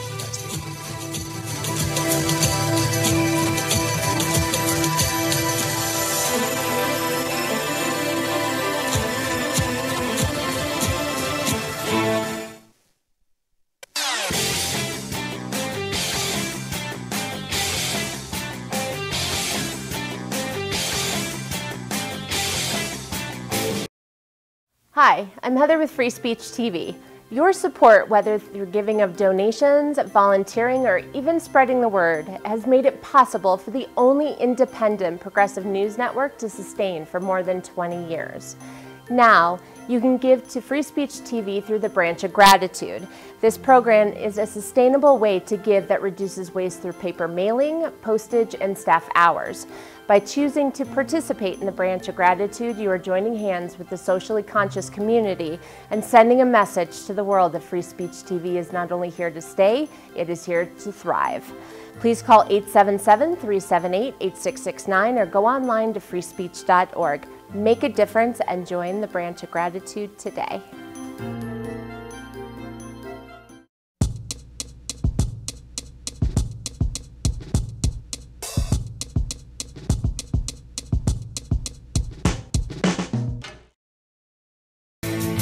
Welcome back. On the line with us, Congressman Keith Ellison, the co-chair of deputy chair, of the Democratic National Committee, the DNC, and of course, brilliantly representing the 5th District of Minnesota. Congressman Ellison, welcome back to the program. Hey, it's great to be back, man. And I just want to say thanks for having me on. I really love being in touch with your listeners and you. Well, thank you. Thank you. We only have a few minutes here until the hard break at the bottom of the hour, so not quite the time to pull up calls, but I'm curious what you think of what's going on in Washington, D.C., and what are the things that you think we should all be paying attention to, very careful attention to? Well, now that the so-called skinny repeal has failed, they're going to swing right into tax reform. And you guessed it, they think rich people just don't have enough money and poor people have way too much money, so they're going to make proposals along those lines. That's going to be the name of the game. So I think that the thing to do is to be very clear that the kind of fight that we had to wage to protect health care, fight we need to wage in the short term to protect the budget. Now, always keep in mind that the whole fight about health care wasn't really about health care. It was about positioning themselves with enough budget space to give massive tax cuts, right? Mm-hmm. So the fact that they can't do this tax cut, do the health care repeal, has impinged upon their ability to do their tax cuts that they want to do. But they're not going to stop, right? And they're prepared to cut Meals on Wheels, the Appalachia Regional Council, basic research, all kinds of programs. They are ready to slash and burn in order to be able to give rich people more money. They will trot out the old tried and true lame thing about if you give the rich folk and the big corps more money, they're going to use it to build plants and equipment and hire all the rest of us, peons, right? But it never works and it never does. And so it's important to keep that in mind. And so that's kind of what's on store. For all y'all folks who really want to stay right up to date or maybe one step ahead, start thinking so-called tax reform. Yeah, I had a fellow call earlier and say, what about spending cuts? We need spending cuts. And I'm like, why? Why do we need spending cuts? Now I will tell you this, though. Me and Bernie Sanders have had this piece of legislation called the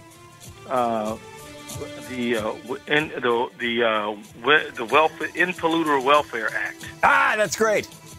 That's great.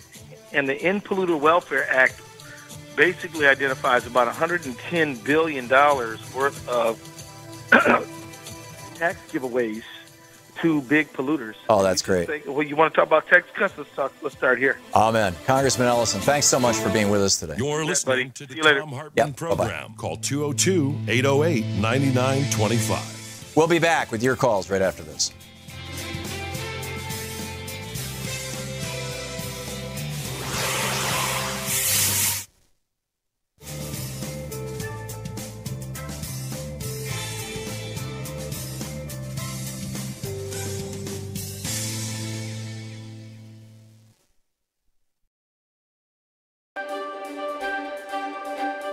Today we're reading from my book, Rebooting the American Dream. This is Chapter 1, Bring My Job Home.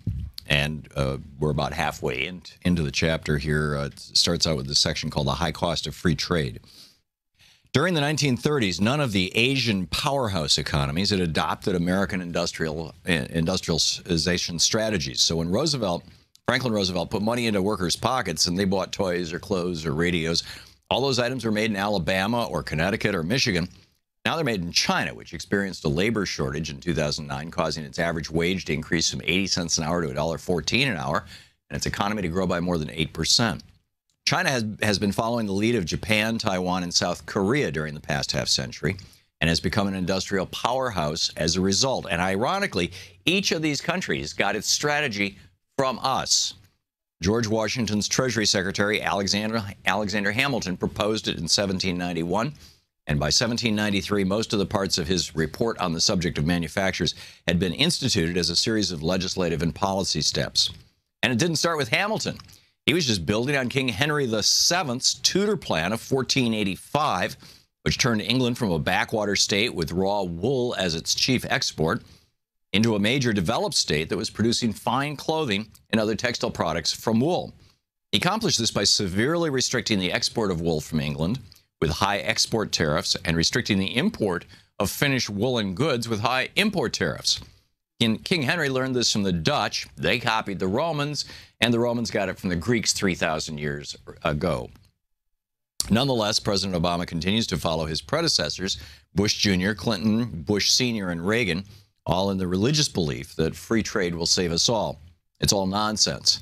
Free trade is a guaranteed ticket to the poorhouse for any nation, and the evidence is overwhelming. Even the phrase free trade was introduced by King Henry VII back in the 1400s as something that England should encourage other countries to do while it maintained protectionism. A more contemporary example of the application of that wisdom can be seen in South Korea. In the 1960s, South Korea was an undeveloped nation whose major exports were human hair for wigs and fish, and whose average annual income was around $400 per working family. Today, it's a major industrial power with an average annual per capita income of more than $32,000, and it beats the United States in its rate of college attendance, exports, and lifespan. Korea did this by closing its economy and promoting its export industries. A decade earlier, Japan had done the same thing. 40 years earlier, Germany had done it. In July of 2009, with no evident irony or understanding of how South Korea went about becoming a modern economic powerhouse, President Obama lectured the countries of Africa during his visit to Ghana. As the New York Times reported, quote, Mr. Obama said that when his father came to the United States, his home country of Kenya had an economy about as large as that of South Korea per capita. Today, he noted, Kenya remains impoverished and politically unstable, while South Korea has become an economic powerhouse, end quote. In that day's newspaper, or the next day's newspaper, the lead editorial titled Tangled Trade Talks repeated the essence of the mantra of its confused op-ed writer, Thomas L. Friedman, that so-called free trade is the solution to a nation's economic ills. But South Korea did not ride the free trade train to success. South Korean economist Ha Jun Chang details South Korea's economic ascent in his 2007 book, Bad Samaritans, The Myth of Free Trade and the Secret History of Capitalism. In 1961, South Korea was, as the president said, as poor as Kenya, with an $82 per capita annual income and many obstacles to economic growth. South Korea's main exports were primary commodities, such as tungsten, fish, and human hair for wigs, and that's how the Korean technology giant Samsung started, by exporting fish, fruits, and vegetables. Today, it's the world's largest conglomerate by revenue, $173 billion. By throwing out free trade and embracing protectionism during the 1960s, South Korea managed to do in 50 years what it took the United States 100 and Britain 150 years to do. After a military coup in '61, General Park Chung-hee implemented short-term plans for South Korea's economic development. He instituted the Heavy and Chemical Industrialization Program, and South Korea's first steel mill and modern shipyard went into production. South Korea also began producing its own cars and used import tariffs to discourage imports. Electronics, machinery, and chemical plants soon followed, all sponsored or subsidized and tariff protected by the government. Between 1972 and 1979, the per capita income grew more than 5 times. In addition, new protectionist slogans were adopted by South Korean citizens. For example, it was viewed as a civic duty to report anyone caught smoking foreign cigarettes. All the money made from exports went into developing industry.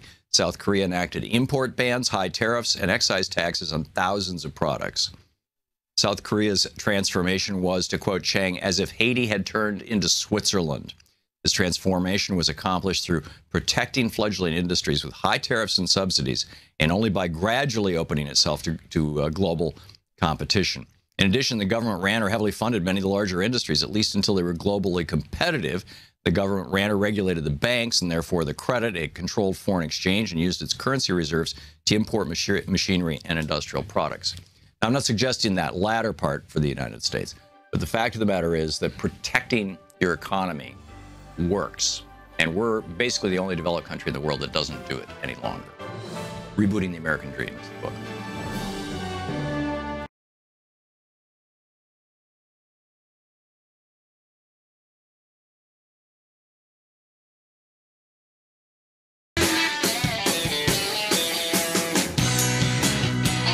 Welcome back. Thom Hartmann here with you. Robin Eberhardt, writing over at The Hill.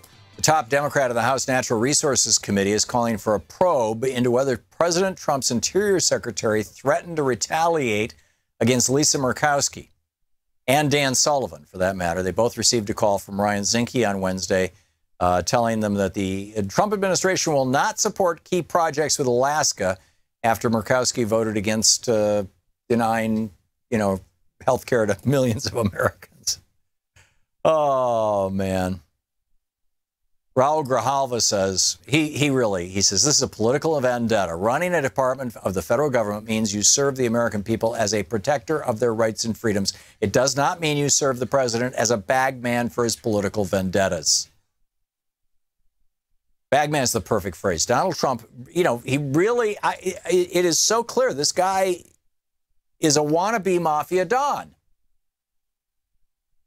Hey, nice state you got there, Alaska. Be ashamed to see something happen. Well, I did that yesterday, didn't I? But it's, this is essentially what they're doing. It is bizarre. It is unpresidential. It's pathetic. Bob in Palatine, Illinois. Hey, Bob, what's on your mind? Hi, Tom. I heard your opening comments about Senator McCain, and I have a little different take on this. I've watched this all the way through since he showed up in the plane in Washington, D.C. last weekend, and I'm feeling a little bit conned here because if he wanted to kill this strictly out of conscience, all he had to do was not show up for reopening debate. Right. And it seems to me, I'm feeling like people gotten a hold of McConnell and said, you can't do this, you're going to crater 1/6 of the economy.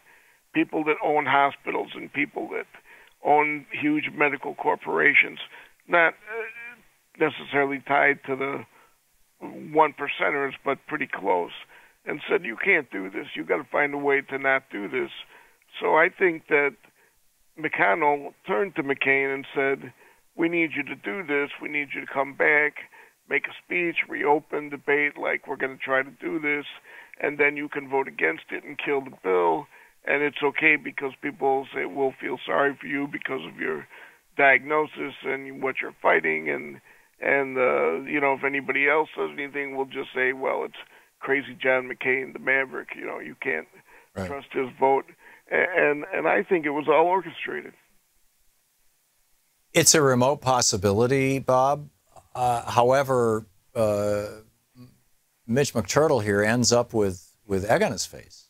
I mean, well, sure, but better that than killing the economy. What if this would have really gone through, and people's insurance policies, your insurance policy, my insurance policy, would have all gone upside down because the hospitals are going upside down, and the doctors' corporations and such are going upside down. I mean, when you think about it from that perspective, they would have been absolutely insane to do that. Well, if McConnell did this, he had to do it in a way that Trump would never find out about it. Yeah, but he's the easiest one to fool. Yeah. I mean, the ones that they're trying to fool are the big donors that said, oh, these capital gains tax are killing us. Right. How dare they tax our income at 23.59% rather than just 20%? Oh, we can't have that. Right. Yeah, Bob. I don't know. Time will tell, and this is the sort of thing where there are enough people in the know and enough leakers these days that I'm guessing if there's any truth to the possibility of the storyline that you're positing, that it will come out within the next few days or the next week. But it feels too orchestrated for me, between the See, I would see it slightly differently. I see John McCain back in Arizona going, okay, I can kill this thing by simply not showing up, but then I don't get to be the center of attention, which has been the main thing that has driven him his entire life. I mean, people don't run for president unless they've got very, very large egos or absolutely believe that they're the guy who can save the country. I think that, and frankly, I think a lot of people, Franklin Roosevelt, Lyndon Johnson, for example, fall into both categories. And I don't think that, Donald Trump gives a rat's ass about the future of the country other than as an infrastructure on which he can make money. And, John McCain, he has had moments of brilliance, like when he talked that woman down from saying that Barack Obama was a Muslim. It's quite famous. But he has been a reliable, hardcore right-winger, in the corporate side for his entire Senate career, and I'm just, I'm not one of those who's going to lionize him, but we'll see. Bob, interesting theory. Thanks for the call. Donald in Aurora, Illinois. Hey, Donald, what's up? Hi, how you doing, Tom? Good. This thing here, I don't consider any three of them as heroes that saved Obamacare. Matter of fact, what they did save was the Republican Party. Yes. I hate to say this, you might disagree with me, but I was hoping it would go through.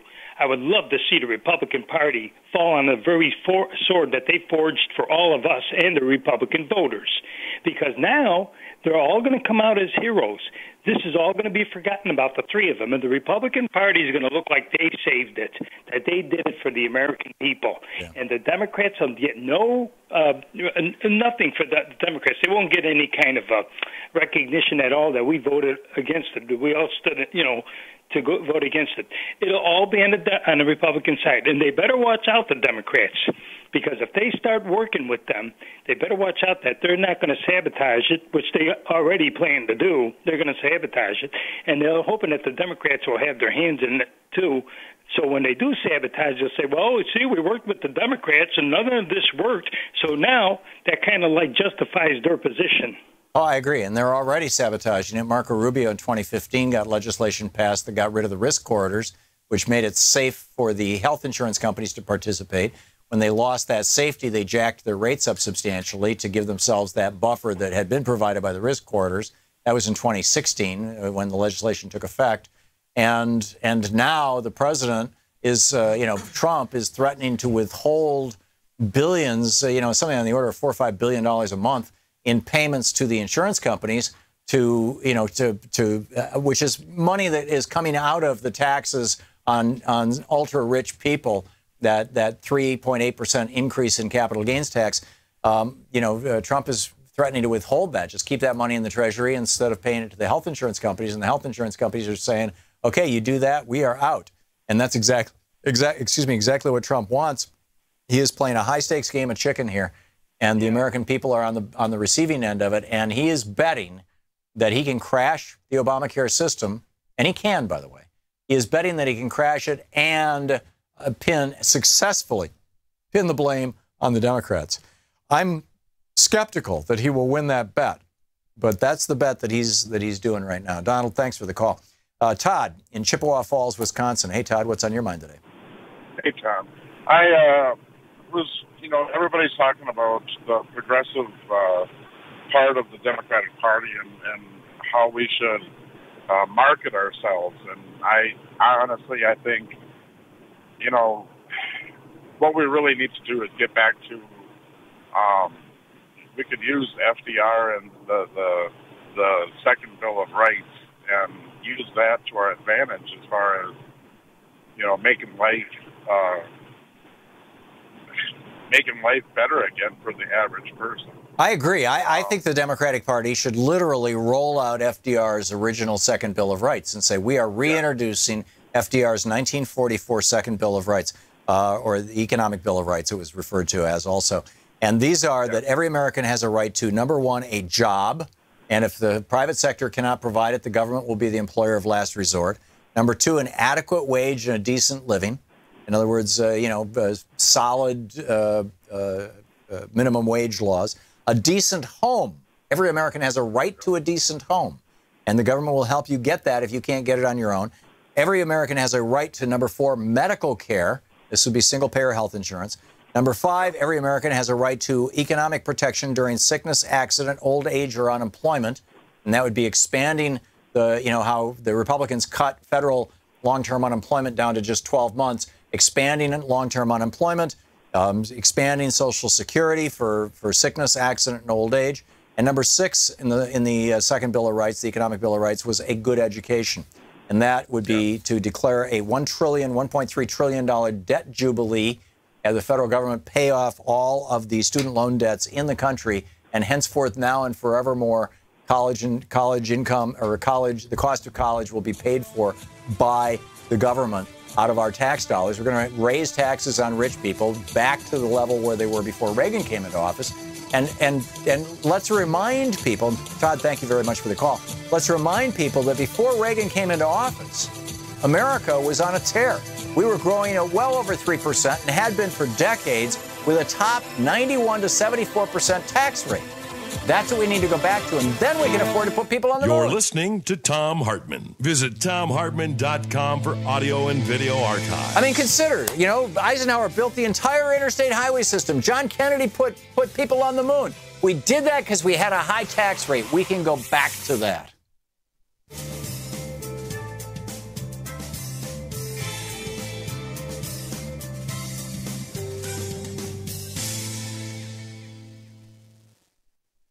And welcome back, Brian, watching Free Speech TV in Dubuque, Iowa. Hey, Brian, thanks for watching us on the Dish Network. What's up? You're welcome, Tom. You're welcome. Thank you. I just I don't want to cast a dark cloud over the entire universe or anything like that, and I'm not going to. Good.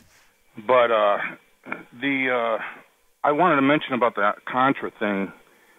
Basically, that was, from what little I understand, was when Reagan got in, the right-wingers wanted to overthrow the Democratic government there, and so they backed the rebels. You're talking about in Nicaragua? Right. I don't know a whole lot about it. I just saw something the other day. No, this is true. The democratically elected government in Nicaragua had declared itself democratic socialist, and they were going to put into place a free national health care system.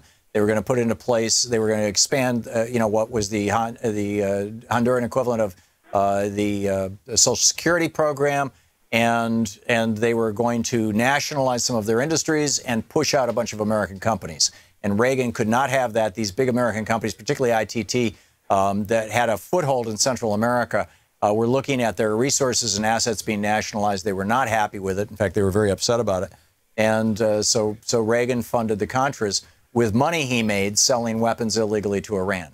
Because Congress had passed a law specifically saying, you may not give money to the Contras, Mr. President. So what they did then, when that happened, from what I understand, is our government smuggled cocaine into our country so they could sell it to the poor people and take that money they made from doing that and give it to the rebels to overthrow the democratic government in Nicaragua. Right, Nicaragua, Guatemala, Honduras, and El Salvador, yes. So hopefully everybody's got me on tape now, and let's do it. Let's do what? Well, stay calm and make things as good as we can. Yeah, that sounds like a plan. You know what I'm saying? I do. All right. It's just, America has not come to terms with so many things. We've never come to terms, or maybe we're in the process of it, but I don't really think so. I've seen no Truth and Reconciliation Commission kind of stuff. We've really never come to terms with the legacy of slavery. If anything, there's an entire, political party, the Republican Party, dedicated to holding in place at least Jim Crow. We haven't come to terms with our genocide of the Native Americans, and that's something that some people in the Democratic Party have made some reasonable efforts toward. But if you go back and you look at what happened with Standing Rock and all this stuff, it's clear that Native Americans are second-class citizens in this country, or even worse than that. We've never come to terms with the theft of our political system by our billionaire class. We don't even discuss it in our media anymore. And yet it is the major thing that is corrupting us. And we've never come to terms with the fact that Richard Nixon and Ronald Reagan both committed treason to become president, and that George W. Bush, arguably committed treason if you call throwing 54,000 African-American voters off the rolls in Florida just before the election using a database out of Texas. I would call that treason, or at least, a high crime or misdemeanor. And none of that we haven't come to terms with any of it. It was just largely ignored, Brian. And I think that, when you don't come to terms with things, they fester. And when they fester over a long period of time, it ends up being, real destructive. I mean, you can come to terms with things really simply. If we simply, as a country, just said, yes, Nixon committed treason, Reagan committed treason, Bush, was an illegitimate president. They were all illegitimate presidencies. And, we apologize, right? That's all it would take, at least as a start. Brian, thank you.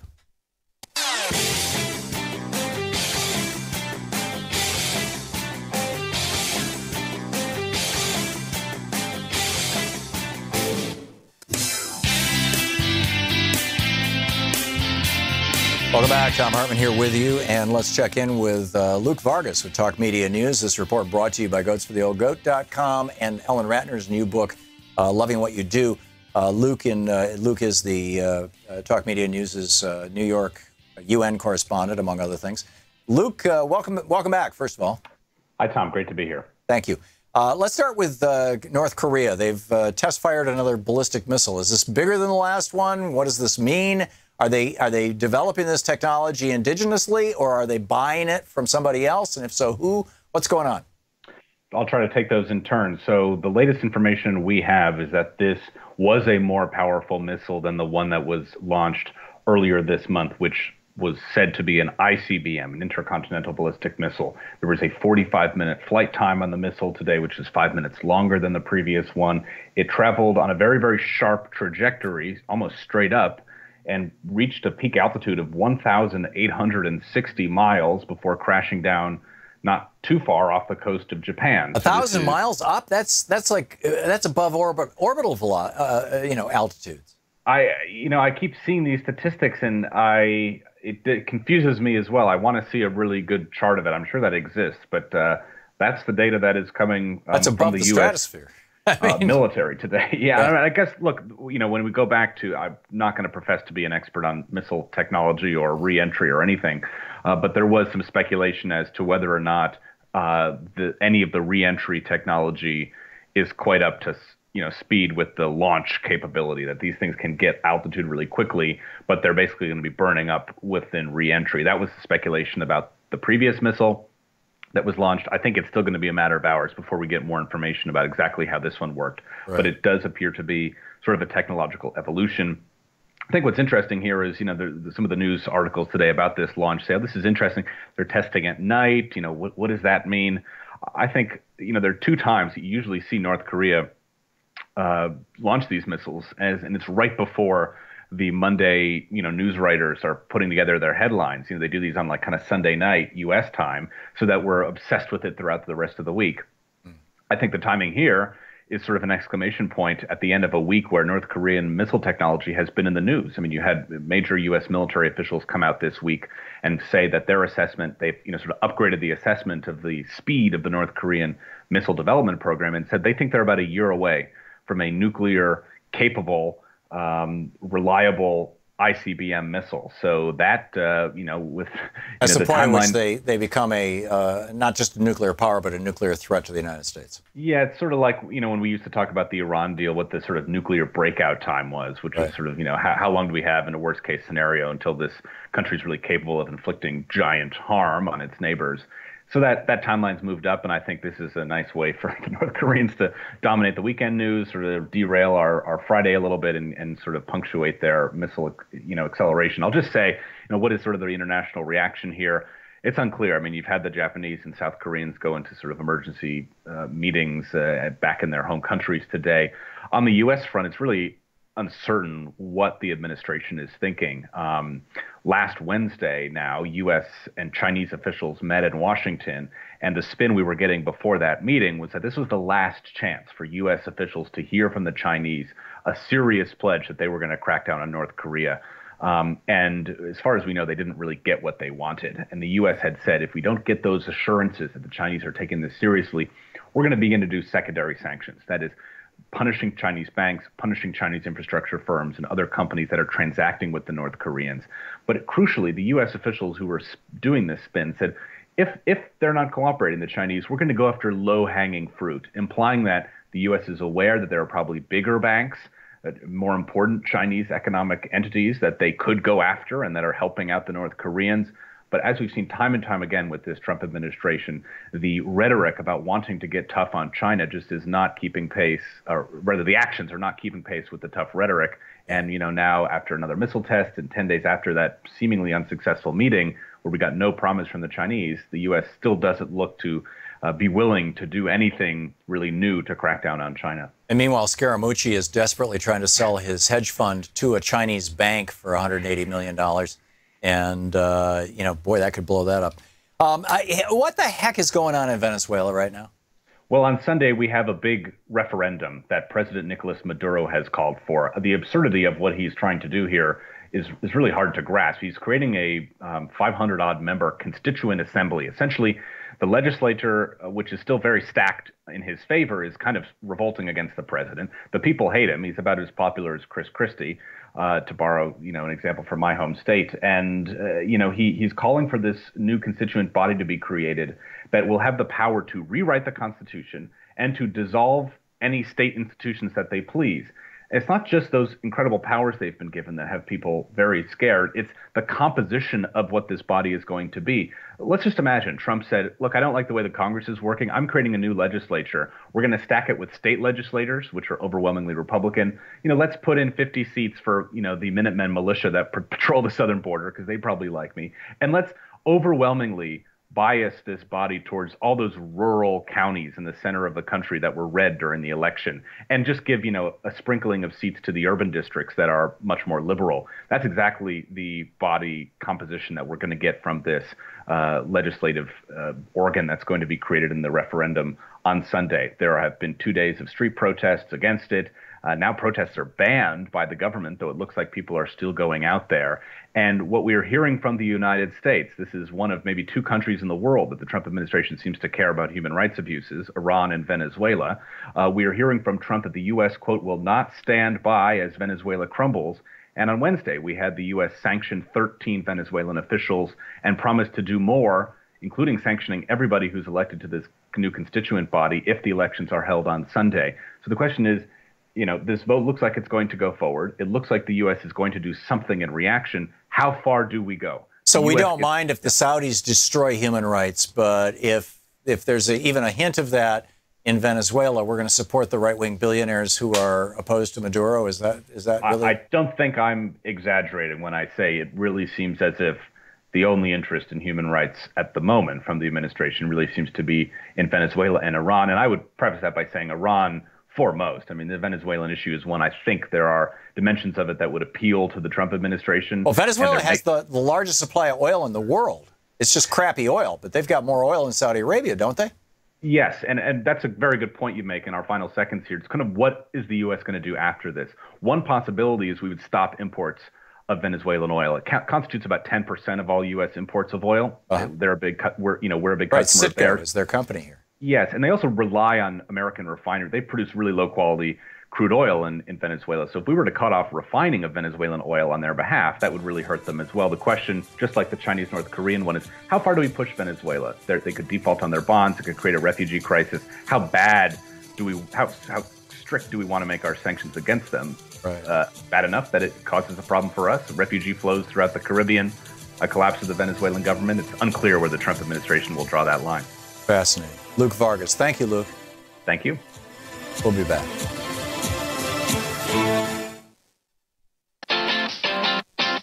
You're listening to Thom Hartmann.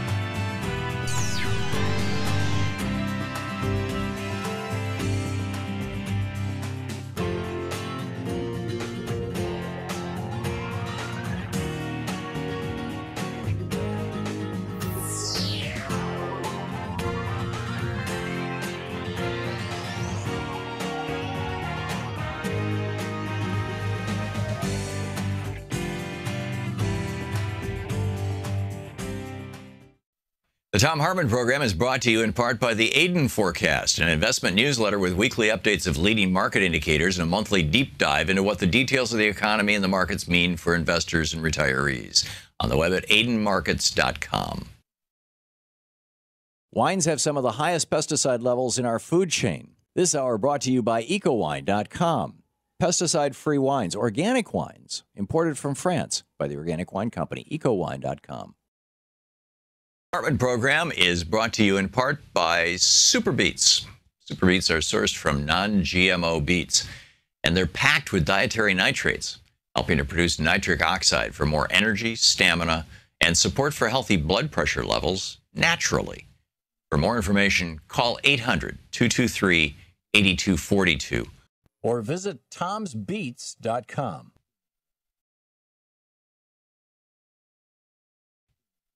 I'm Nina Turner, and you're watching Free Speech TV.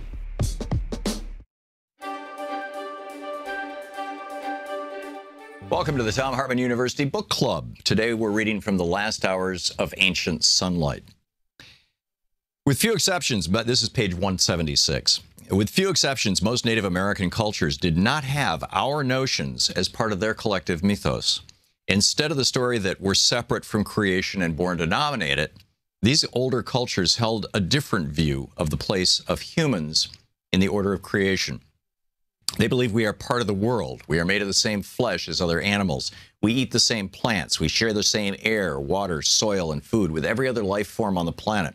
We are born into life by the same means as other mammals, and when we die, like them, we become part of the soil that will nourish future generations. They also believe it is our destiny to cooperate with the rest of creation. Every life form has its special purpose in the grand ecosystem, and all are to be respected, they believed. Each animal and plant has its own unique intelligence and spirit. We are permitted to compete with other plants and animals, but we may not wantonly destroy them. All life is absolutely as sacred as human life. Although hunting and killing for food are part of nature's order, when we do so, it must be done with respect and thankfulness. Older cultures are most often cooperators, not dominators. There are human cultures who do not engage in the destruction of the world. They demonstrate that destruction and domination are not an inevitable part of human nature. Prior to the emergence of younger cultures about 7,000 years ago, the anthropological record shows that not one culture believed itself to be separate from and superior to nature. We find the remnants of these older cultures in tribal people around the world, such as the San, the Kogi, the Ik of Uganda, the Navajo, the Hopi, the Cree, the Ojibwa, living in harmony with the world around them, the people around them, and seeing all life as sacred. The San Bushmen don't even qualify as Stone Age, since they've never used stone implements, only tools made from wood. And yet they were successfully pursuing their way of life 40,000 years before Aristotle, and they still are. They leave behind few traces, as they are such masters of resource management. That's sustainability. And contrary to the stories of our culture, it was and is often a happy and comfortable life. When we lived like that thousands of years ago, we enjoyed cradle-to-grave security. The tribe took care of itself. We cared for one another. If anybody had food, everybody had food. If anybody had a diseased child or an infirm parent, everybody had a diseased child or an infirm parent. The measure of wealth in such societies was security. Mediums of exchange like money were unnecessary. The idea of hoarding food or other things was unthinkable because everybody was responsible for everybody. Our ancient ancestors lived in the way of all other cooperator societies in nature, but be they the society of wolves or chimpanzees or prairie dogs, they looked out for one another. Our ancestors, people like you and me of all races and all continents, lived like this all over the world for 40 to 200,000 years, depending on whose archaeology you accept.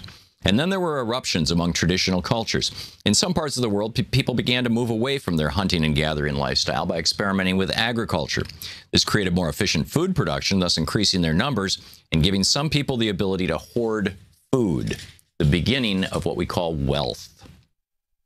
Then a subgroup of the agriculturalists began experimenting with a new cultural idea of coercive or forced evangelism, of bringing others into their culture in a way that had never been done before. Their gods told them that if they couldn't evangelize others, then they should utterly destroy them. They were a very few, probably not more than a dozen tribes, which arose out of the tens of thousands of tribes that populated the planet. And this small number of tribes proceeded to wipe out and displace and destroy the thousands of other tribes who were living in a sustainable, peaceful, and connected to nature way. They left the garden and began to create dominating city-states and then empires. They were the first people infected with Wetiko, the origin of our younger culture. And because of this, they had become more efficient at increasing their own numbers. They had more sunlight under their own personal control. Of course, there was a price to pay for this. While the San, Kogi, Ik, and other native peoples may spend less than 2 to 4 hours a day gathering food and attending to the needs of life, and do to this day, by the way, in younger culture societies, this balance was radically shifted as average people must work longer and harder just to survive. Those who were the dominating individuals in the culture, however, could live luxuriously and work less and less. So for every person who only worked an hour or two a day, another person would have to work 4 or 8 or 10 hours a day or more. Without massive exploitation of resources or theft from others, for every person with 10 times as much wealth, 10 people must have only 1/10 as much. Social and economic classes were born, and the first governments came into being to define, order, and control the socio-economic structure, and help the wealthy maintain and increase their riches. Whether they knew it or not, these governments, mostly kingdoms in the early days, transmitted younger culture values to all citizens, rich and poor. The power brokers of this time programmed the consciousness of their subjects, just as our governments, educational institutions, and mass media do today. Nobody knows what brought about the first eruption of Wetiko cultural insanity, but logic suggests it was most likely happened in places where food resources were only cyclically abundant. For example, the Tlingit and Weda Native American tribes of the Pacific Northwest and the area around Vancouver Island were apparently extensive traders and owners of slaves. And this was because they could store food. This is where it all began, beginning wealth.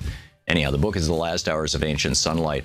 This is just a small dip into it.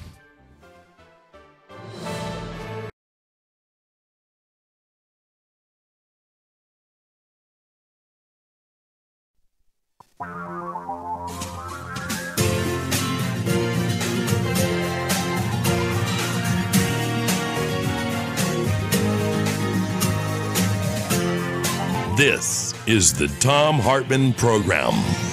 Welcome back. Thom Hartmann here with you. Donald Trump. Oh my God. We're bringing jobs to America. Now, first of all, when foreign companies build factories in the United States to manufacture and sell products to Americans, where do you think the profit from those factories is going? Do you think that profit is going into American banks and is going to be reloaned out to people to buy houses? Do you think that profit is going to stay here in the United States? It's going to be distributed to the stockholders in the United States. Do you think that profit is going to stay here in the United States with the money that the senior executives are making? No, it's a foreign company. Foreign companies keep their money in their foreign country, right? In their home country. Especially if they're Chinese. The Chinese they watched us for a century and they said, we can figure out how to do this. They're beating us at our own game. Because we quit playing the game when Reagan came in. We were a mercantilist country from the founding of our republic until the Reagan administration. And then we abandoned mercantilism and started embracing these so-called free trade deals. And now, it's a mess. So now the Chinese company Foxconn that mostly became famous for assembling Apple iPhones. The most expensive parts of the iPhones are actually manufactured in Germany, where they've got really, really high quality precision manufacturing. But they're assembled in China by Foxconn, or they were assembled. I'm not sure what the status is right this very minute, but they were assembled in China by Foxconn. And the conditions were so bad that people were throwing themselves off the roof of the building and committing suicide. So they put giant nets around the building. Remember this? This was a couple of years ago. So now Foxconn wants to bring their factory to Wisconsin. And Paul Ryan and Scott Walker and Donald Trump really want that factory in Wisconsin because it's going to be some jobs, right? It's going to The plant is going to create about 3,000 jobs, and building the plant will be a temporary 10,000 jobs. So you're talking 13,000 jobs, at least for a year, which sort of sounds like a good thing to the average American, not thinking, hey, wait a minute, this is a foreign company. This means that this little patch of land and all the profits from it and all the products sold all over the United States are going to generate profits for China, not for the United States, number one. But number two, perhaps even more interesting, this is from Bloomberg. This is not from the American Socialist website. This is from Bloomberg. Quote, actually, before I get to the quote, I'll explain what it is I'm quoting. They're talking about a $3 billion taxpayer-funded subsidy to Foxconn to build a factory in Wisconsin. $3 billion. Now, you divide that by the population of Wisconsin, it comes out to $519 a person. So, back to the Bloomberg quote. At $519 per citizen, it would have been cheaper to buy an iPhone for every man, woman, and child in the Midwestern state. Wisconsin is paying as much as $1 million per job, jobs that will carry an average salary of $54,000 a year.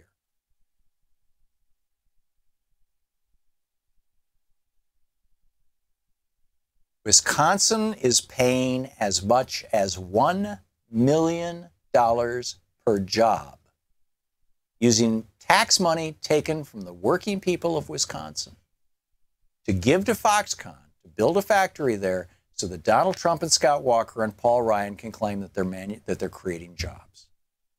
They're paying $1 million per job. Milwaukee Journal Sentinel notes, this from a piece on Think Progress by Aaron Rupar. The Milwaukee Journal Sentinel notes that the subsidy package is nearly 50 times larger than any other offered in the state's history and would total more than the combined yearly state funding used to operate the University of Wisconsin system and the state's prison system. Now, by the way, Trump is taking credit for this, right? Trump came out and said, if I didn't get elected, Foxconn would not be spending $10 billion, this is to build a factory. And then Aaron Rupar writes, as far back as 2013, now this is long before Trump, Foxconn was planning to open a manufacturing plant in the U.S. The company has a poor record on workers' rights issues. They struck a tentative deal with the state of Pennsylvania to build a plant there in November of 2013.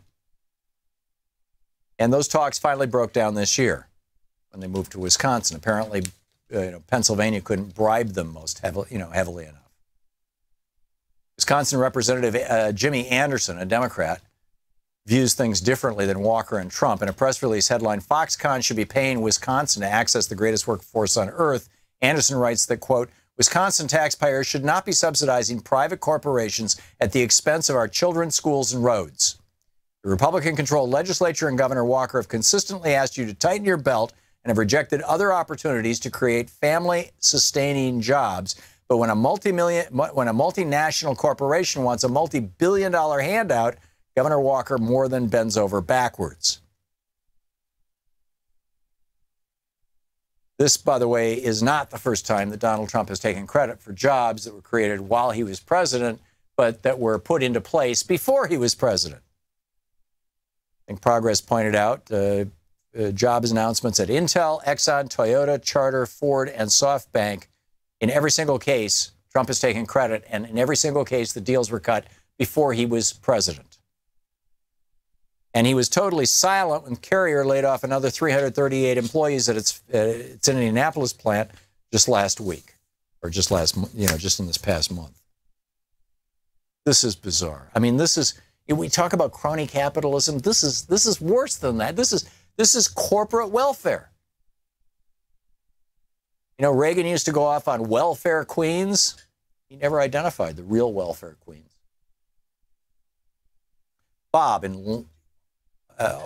Bob, I'm gonna put you on hold. We're gonna catch up with you in just a minute because we've got a guest coming up at 20 minutes after. So I'm gonna take a break here real quickly, and then we'll be picking up your phone calls as well. But Dr. Kyle Horton, MD, internal medicine physician, Democratic candidate for Congress for North Carolina's 7th District, is going to be on the show with us. So if you want to hear from a good, progressive candidate for office, for political office, we're taking our country back, especially if you know anybody in North Carolina. Tell them to tune in about 5 minutes. This is the Thom Hartmann Program. Back with that and more of your calls right after this.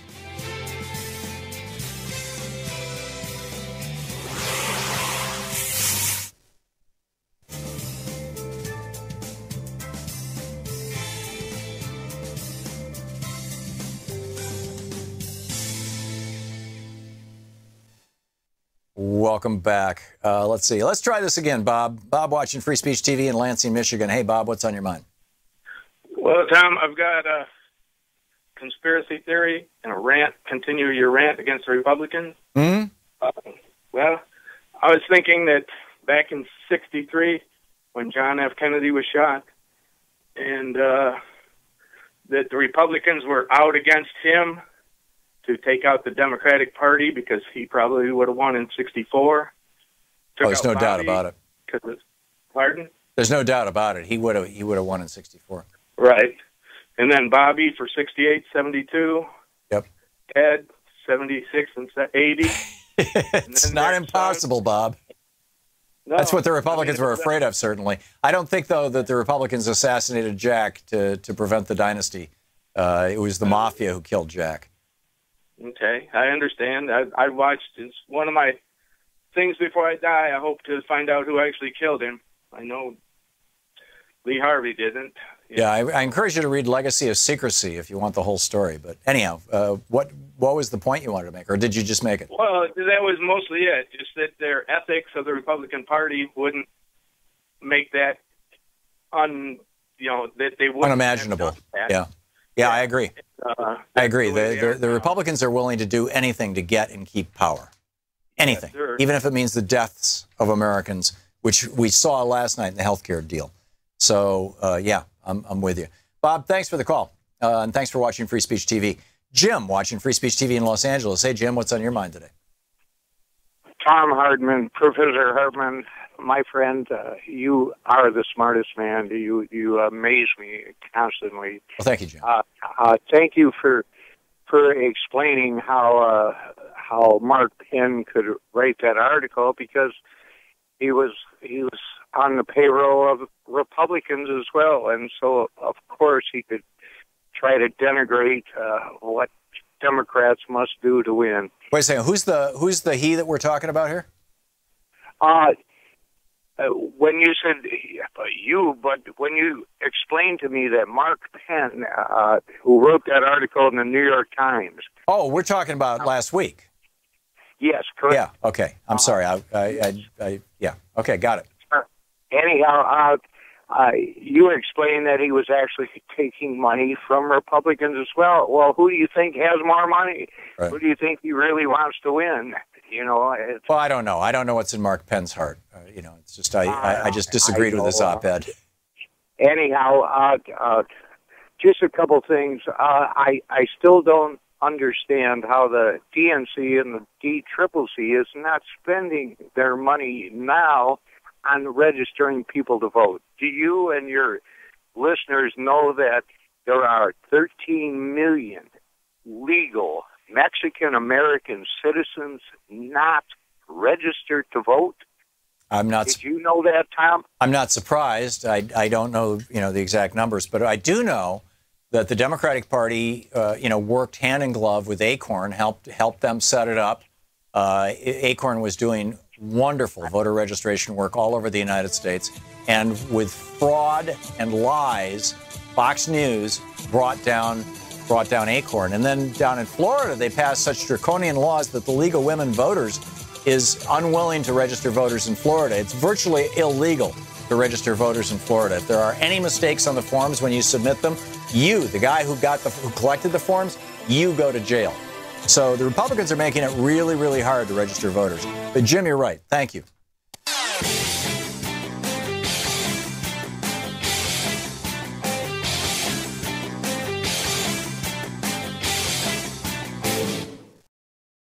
Hi, I'm Valerie with Free Speech TV. We're proud to provide you with independent, unfiltered news and documentaries. And as our valued viewer, you can help us continue bringing free speech TV well into the future. Join our Pearly Gate Rebels, our planned giving program. Your gift of any size will help ensure democracy endures through an informed citizenry. You can donate property, money, or assets. It's easy. My spouse and I are proud Pearly Gate Rebels. We're doing our part to ensure that Free Speech TV will be here to deliver thought-provoking news and information well into the future. Join us. Call 877-378-8669 or email me at valerie@freespeech.org. Rebel against media owned by billionaires and become one of our Pearly Gate Rebels today.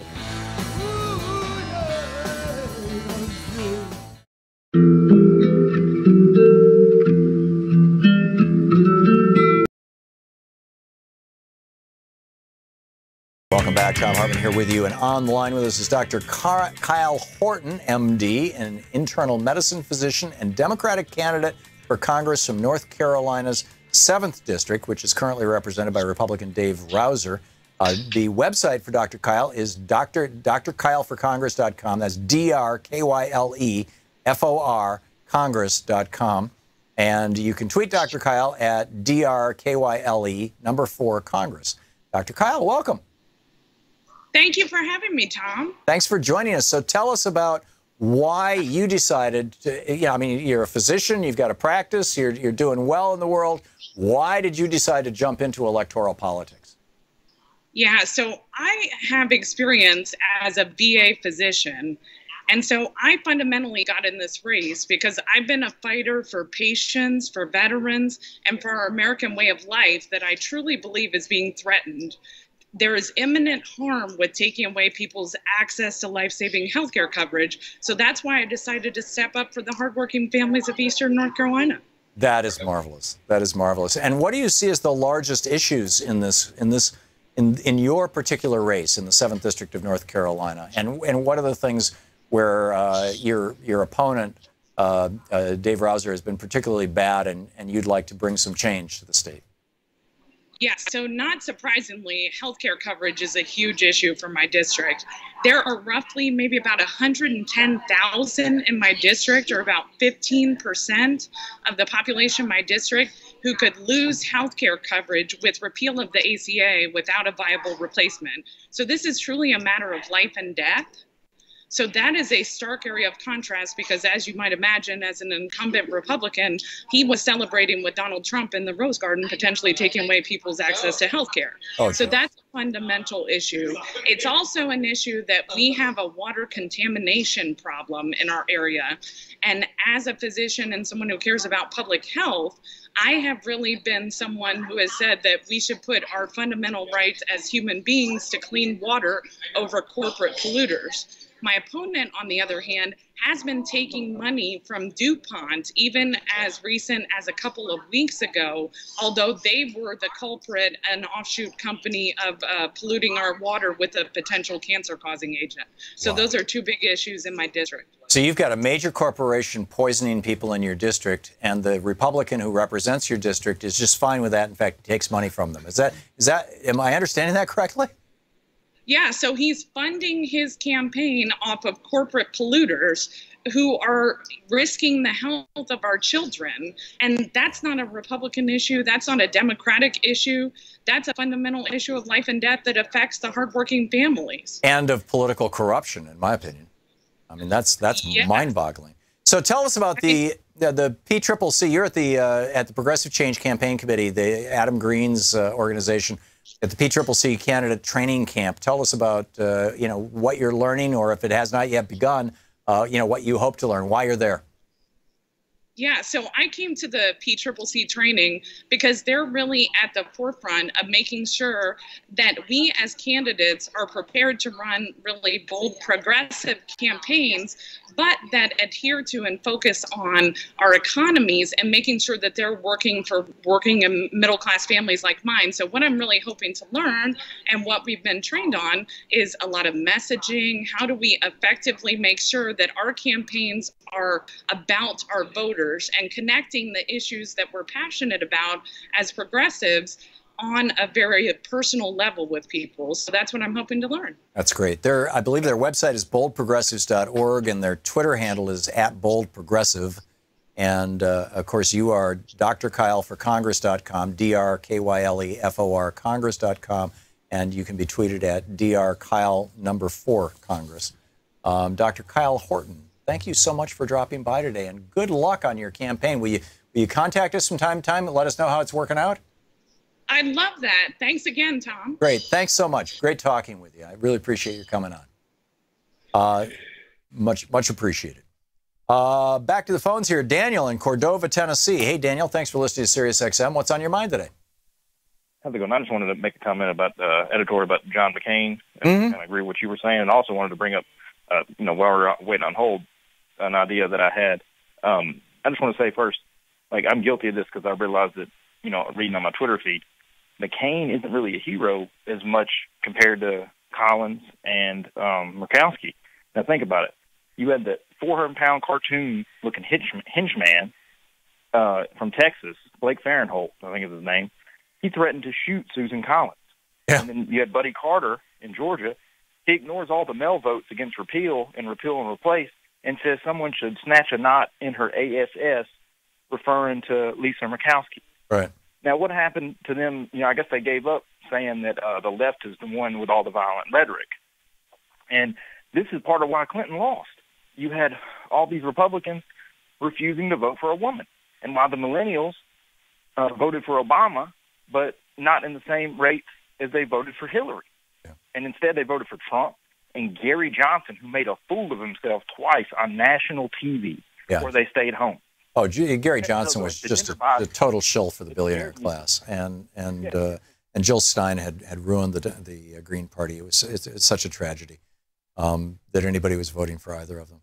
But I really want to avoid relitigating the last election. I realize it's impossible to totally avoid it. But your point, basically, Daniel, is that you don't think that John McCain was heroic. I made that point too. I mean, good on him for voting that way. But the real hero in my mind is Lisa Murkowski. She actually, and Susan Collins. Susan Collins, you're right. She was threatened by two different members of the House of Representatives. And Lisa Murkowski was threatened by Ryan Zinke and by Donald Trump. And that's serious stuff. So, Daniel, thanks for the call. Fred in Los Angeles. Hey, Fred, we got a minute to the break. What's up? Oh, not enough time, man. I just want to announce that you haven't mentioned anything about Politicon, which is going on today and tomorrow. And I'm blanking on the guy's name. The new mouthpiece for Trump was announced to be going there. Scaramucci? Yeah. I don't know what Politicon is. What am I missing here? It's a political. It's been going on for 3 or 4 years now. It's a political convention for you and me, for people who aren't members of any party. That is, they're not official members. It's for the public. It's open to the public. This year it's going to be at Pasadena Convention Center instead of L.A. And you have a whole bunch of speakers, including Ann Coulter. So this is a right-wing love fest. No, it's more liberal than conservative, but everybody's there. Huh. I'm surprised you haven't gone. No, frankly, I've never heard of it, Fred. So it's, if you were calling to promote it, good job. If it's something I should check out, I will check it out. Fred, thanks a lot for the call. Thanks for watching us on YouTube. We'll be back in just a few minutes. It is coming up on 27 minutes past the hour.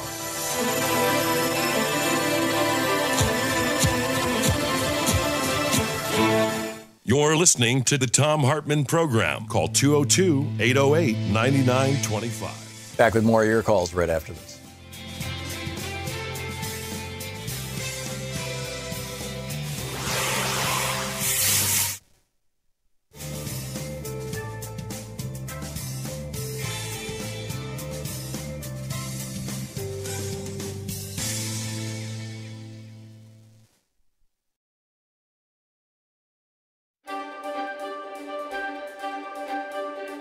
Thom Hartmann here with Thom Hartmann University Book Club. Today we're reading from Unequal Protection, How Corporations Became People and How You Can Fight Back.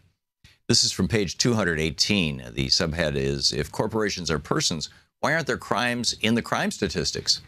Every year, the Federal Bureau of Investigation issues a press release on its Uniform Crime Reporting Program, which determines the nation's crime index.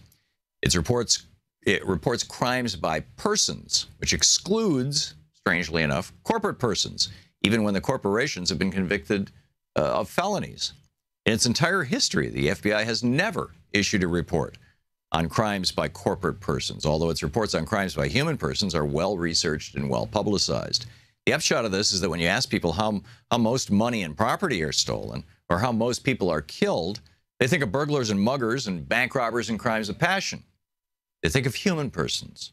The reality, though, is that more money and property are stolen by or lost to corporate criminals than to human criminals. Russell Mochaber's corporate crime reporter noted that in 1998, when the FBI estimated robberies and burglaries at almost $4 billion, the cost of corporate crimes was in the hundreds of billions, as it is every year. These include security scams that ran around $15 billion that year, car repair fraud that hit around $40 billion that year, insurance swindles and corporate fraud found on your health insurance, HMO, and hospital billings that runs between $100 and $400 billion a year, 100 times greater than all the burglaries in the country combined. Then there are the occasional really big crimes like Neil Bush's savings and loans scandal that then Attorney General Dick Thornburgh called the biggest white-collar swindle in history, or the actions of banksters and defense contractors that get no investigations whatsoever from either the Bush or the Obama administrations. More people die as a result of corporate activity than because of the actions of deranged killers or overwrought spouses. According to the corporate crime reporter, the FBI reported that 1998 saw about 19,000 Americans murdered at the hands of other people. But that same year, 56,000 people died from work-related diseases like black lung and asbestosis that went unreported by the FBI. And many times that number died from the silent violence of pollution, contaminated food, hazardous consumer products, and hospital malpractice. Much of the human death caused by corporate activity has arguable benefits. For example, the many cancers caused by compounds associated with plastics or pesticides. But the cost of these deaths isn't factored into the unit cost of the products. So there's no financial incentive for industry to develop toxin-free or toxin-reduced alternatives, or to use the more expensive but less toxic alternatives that already exist. This is a process known as internalizing profits and externalizing costs. The corporation profits from the toxins, and the public pays for the cancers, both in healthcare costs and lost productivity from sick and dying workers. It's been a standard operating procedure for centuries and was pushed back against for only a few decades in the 1960s and 70s, with the consumer movement that came out of the publication of Rachel Carlson's book Silent Spring and Ralph Nader's book Unsafe at Any Speed. Since the Reagan administration, however, dumping externalities on the public has become a common and accepted practice across the business spectrum. One of the easiest ways to do it is to simply move the toxin-producing or toxin-using factory or process to a country with lax environmental and labor laws like China or Vietnam, so that not only are labor costs lowered, but more importantly, the cost of dealing with externalities like workman's compensation from injury and exposure and toxic emissions and death in the workplace, so that all those costs drop to zero or close to it. And then there are the big mistakes. In 1998, one of America's largest meatpacking companies replaced a refrigerating unit on one of its processing lines. Shortly thereafter, the detectors it had in place on the line to look for the deadly cold-loving bacteria like Listeria monocytogenes started to react, indicating high levels of bacterial contamination. The company's response was immediate. Carolyn Smith DeWall of the Center for Science and the Public Interest told reporters Russell Mochaber and Robert Weissman, quote, "Then their studies started coming up positive, so they stopped testing. This company's Fourth Amendment right to privacy blocked surprise inspections by the government." They're a person, right?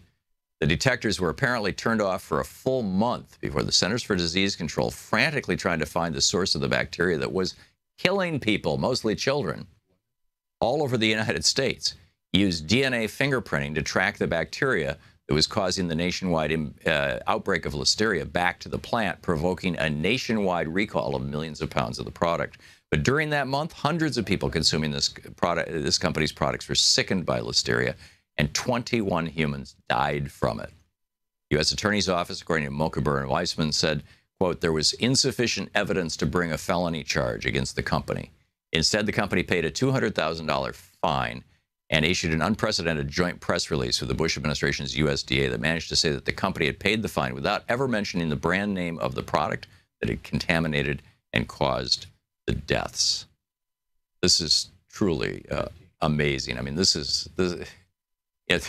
corporate crime costs us more and kills more people, and we don't even talk about it. It's amazing. Anyhow, the book is Unequal Protection, How Corporations Became People and How You Can Fight Back.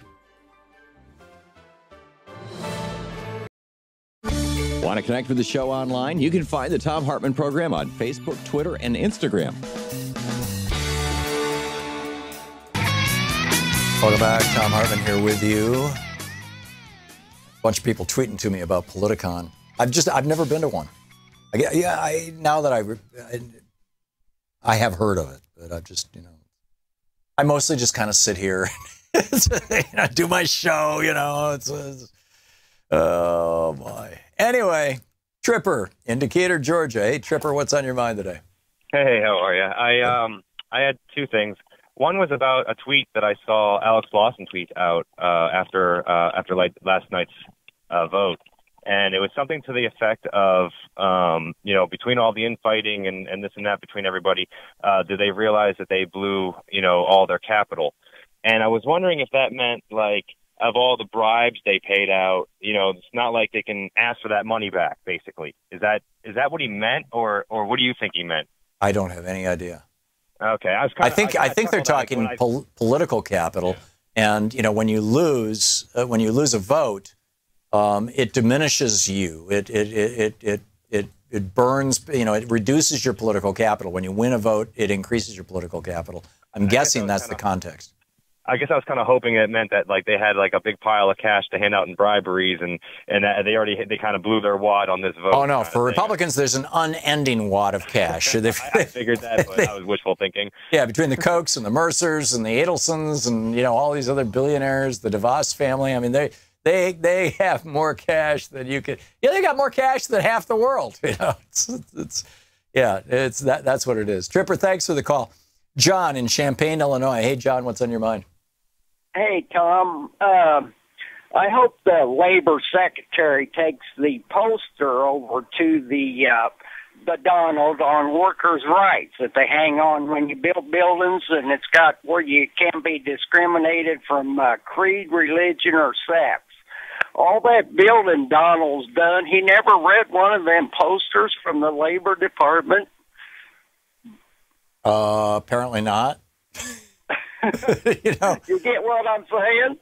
Yeah, I doubt he had those posters in his office or his bathroom. They were probably just on the work sites. But yeah, ain't that something? Yeah, workers' rights are not at the top of his list. John, thanks a lot for the call. And speaking of rights and workers and whatnot, Trump is giving a speech right now to a bunch of police officers, and he is dehumanizing a group of, how to say this, brown-skinned human beings. I mean, they're animals, they're thugs. He's talking about, one of these gangs, these Hispanic gangs, but he's promoting Hispanophobia, basically. This is not that different than the way that Hitler talked about Jews. Oh, they're animals, right? It's a pestilence. It's a plague. We can't have This is demagoguery. It's like somebody tweeted to me just a few minutes ago, Trump is talking just like Duterte. Duterte talks this way about drug dealers in the Philippines and then pays cops to assassinate them. No judge, no jury, no due process. And he's killed thousands. And not just drug dealers, drug users as well. And now Trump is he's not going quite that crazy. I don't think he can, but he's going off on this bizarre rhetoric that I think is extraordinarily destructive. Anyhow, Kevin in Santa Fe, New Mexico. Hey, Kevin, what's on your mind? Thanks for listening to KTRC. Well, since it's anything goes summer, you asked the other day about personal stories and stuff, and I wanted to mention that our Indivisible Santa Fe thank this week on Tom Udall is to thank his staff for the wonderful video they made of real New Mexicans who would be hurt by these health care laws. And it's just great to be able to work with other people. We're a we group, and Also, I wanted to mention that, sorry about two topics, that Venezuela will probably be cut off from oil when the XL pipeline goes online, and the Koch brothers can keep their refinery busy with that oil because they own the refinery that refines heavy oil, and they will be the ones to give Trump permission to cut off Venezuela. Oh, that makes sense. That's very interesting. Thank you, Kevin. Thank you for that. Charles in Opelika, Florida, listening on Sirius XM. Hey, Charles, what's up? Hey, good afternoon, Tom. How you doing today? Great. What's on your mind? Tom Schumer last night. But before I get into that, I just have one thing to say. Earlier this week, you guys was talking and you were speaking to someone about the red states being the welfare states, and you guys are trying to figure out, well, how do you get, how do we fix this? How do we find a solution to that? Mm-hmm. And I just basically wanted to say every government entity in the red states should be nationalized, even with the voting. Well, every government entity has been nationalized. That's why it's a government entity. Or did you mean something else? I guess national standards. We can't all go with these different states and everything, only because once you do that, you set a standard. And, as far as the government is concerned, I think they have the highest standards on the way they deal with people and employees. Mm-hmm. But back to last night, I was kind of disappointed that the Democrats did not care, that they weren't ecstatic, and they didn't show it, because it's a psychological thing as well. We know what we're up against, but we also know our fight is right. Mm-hmm. And once you have that behind you, people can respect you and people can admire what you're doing. But if you turn around and, well, we don't want to rub it in their faces. No, this is life and death for so many people, and so many of us. So many of us pay attention to this, not only as far as the healthcare is concerned, not only to benefit us, but to benefit people across the aisle as well that we don't agree with. That we don't have everything in common with, because we believe in patriotism. We believe that America, united together, stands longer and stronger than a divided nation that we're going through right now with this president that represents every division in this country. Yeah. When are we, like I said early on, I was kind of disappointed in Nancy Pelosi and the Democratic Party not pulling out, different town halls and getting people that's affected, with Obamacare, that needs Obamacare, that needs Medicaid to survive, and putting those people out there and letting America see, listen, you're not, going up against Obamacare just because a black man was the guy who signed this bill into law. It's affecting people that, that want to live. Yeah. You know what I'm saying? That deserve to live. I think, Charles, that the desire to destroy President Obama's legacy is probably, if not the number one, the number 2 or 3 animating force in Donald Trump's mind, and that of many Republicans. They want to do a reverse Ronald Reagan. They deified Reagan after he ran the most corrupt and criminal enterprise out of the White House in the history of the United States.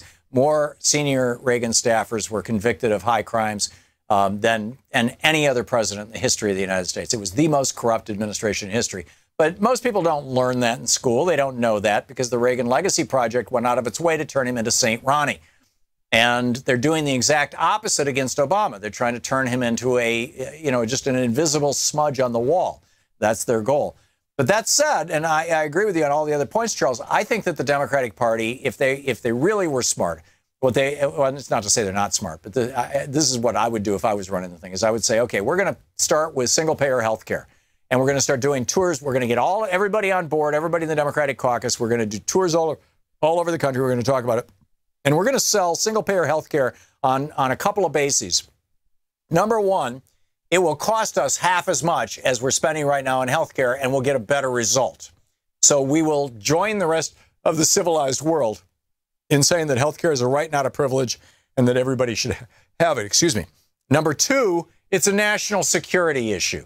If some crazy from some terrorist group comes into the United States and sets off a dirty bomb or sets off, drops some biohazard stuff, smallpox or something in one of our cities, if everybody doesn't have easy and seamless access to medical care, we are not safe. So it is a national security issue. And number three, it's a public health issue. The fact of the matter is that, antibiotic resistance diseases are growing. Probably the most deadly and dangerous is tuberculosis, which is killing more people right now than I believe than any other disease around the world. And there are multi-drug resistant strains of TB. 10% of the entire population of India tests positive for exposure to TB, although only about 10% of them actually have it. And this is just not just pick on India. It's just that they've published the statistics. This is happening all over the world. We've got two major TB hotspots in the United States, Los Angeles and New York, in part because so many people travel through those cities, but also now there are indigenous reservoirs of multi-drug resistant TB now in these cities. If we don't have a national healthcare system, we can't deal with something like that in an effective way. And it's not just TB. Now, you've got measles, you've got, the flu, you've got all kinds of conditions. And this is even without something like Ebola coming to our shores.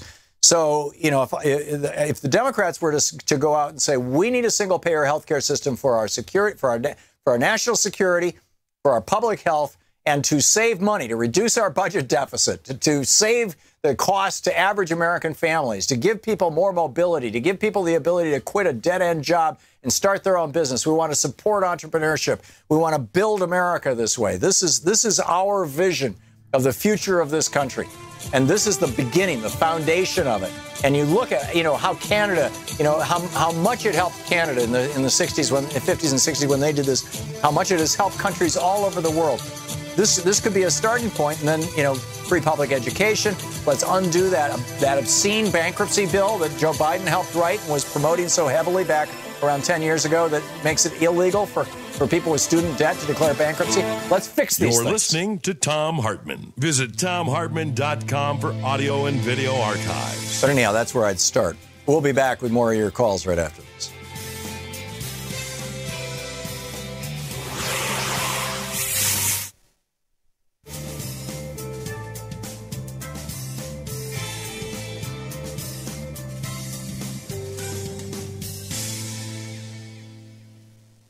And welcome back. Daryl, watching Free Speech TV in Berlin Heights, Ohio. Hey, Daryl, what's on your mind? Yeah, I live in a real small little town up here in northern Ohio. And as I drive around the town, I notice that the cops have their own national flag now. And instead of having red, white, and blue, it's got the star pattern, and it has no red on it. It just has blue stripes now. I thought that was pretty unusual. I don't know what they're teaching the cop, but I thought that was strange. Well, blue is the color of policing. Right, yeah, but they got their own flag, and instead of having any red stripes in it, it's all blue stripes. I thought that was unusual. Yeah, it's kind of a statement of we are the uber power, we are our own nation, something like that. Right, yeah. Another thing I wanted to say, got a couple things here, is now that the farmers are spraying all the 2,4-D to control their weeds, that's pretty much the same thing they sprayed in Vietnam. And like last fall when they sprayed to kill their weeds, you just had a tremendous amount of overspray. The wind was blowing 20 miles an hour, and it just blew all over our little farm. We got pasture-raised cows and chickens, free-range chickens, and that stuff was all over the whole farm, and it just about made my granddaughter sick. Oh, my. So I called a bunch of lawyers up, and they said, we'll get back to you, and not a single person called me back on that. Sure.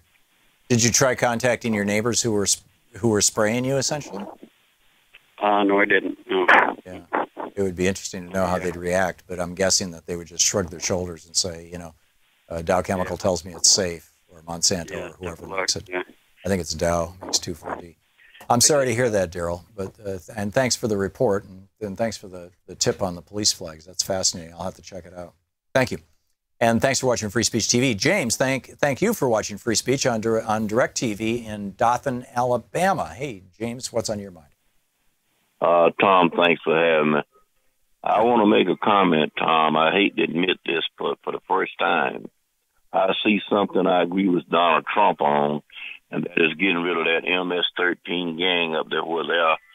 As you know, Tom, retired from Florida Department of Corrections. This year will be 20 years. And 10 years before I retired, Tom, I was talking to this young inmate in my dormitory. He had all these tattoos on him, and we often check for fresh tattoos. And I saw this MS-13 sign on both knuckles. He was not much over 20. And I asked him, I said, what does that MS-13? Remember, that was back in probably 97. And he said, that simply means that you people over here, in explicit term, got all this so-called money, and we are coming to get it. Now, that was probably in 1997. Right. And a few years later, Tom, I saw 60 Minutes did a story on them about 10 years later. Yeah, no, I'm familiar with the gang and how evil they are, James. You know, we had gangs like that in the United States in the 30s. And you know why they were there? Because of Prohibition. Oh, yeah, that's right. And MS-13 is there because of our drug laws. If you want to break the back of MS-13, decriminalize pot across the Western Hemisphere. There'll be no more MS-13. The thing about it, I agree with what you said about he just going at a certain brown-skinned group. But if Trump was interested in stopping all gangs, why don't he go in Chicago and stop the Bloods and Crips? But they're probably selling drugs for his friends there. Yeah. Also, if Trump was interested in really stopping gangs, why don't he start with the American Mafia? Yeah, I'm with you. James, thank you for the call. And yeah, dealing with the gangs in Chicago would mean giving people a middle-class lifestyle, something Trump doesn't want to do.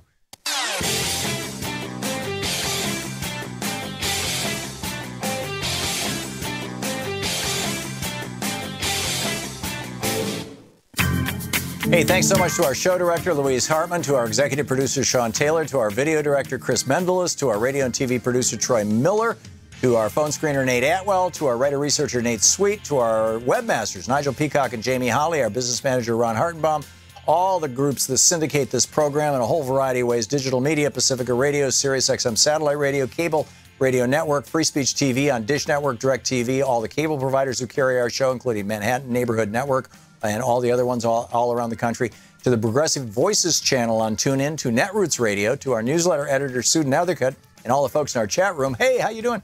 And to Ellen Ratner, Victoria Jones, Bob Ney, and everyone at Talk Media News, to Jay Gooden and Tamboli for tech support, to our affiliates, our sponsors, and most importantly to you. Thank you for supporting our program. Thank you for telling our advertisers. Thank you for telling our listeners. Thank you for telling our underwriters that you're listening to the program and patronizing them and spreading the good word about the affiliates and telling people how they can find this show. Thank you. I get a lot of feedback about this stuff. Edward in Columbia, South Carolina, listening on Sirius XM. Edward, what's on your mind today? I was listening to Donald Trump's speech, and he said something like, human trafficking in the United States is the worst it's ever been in history.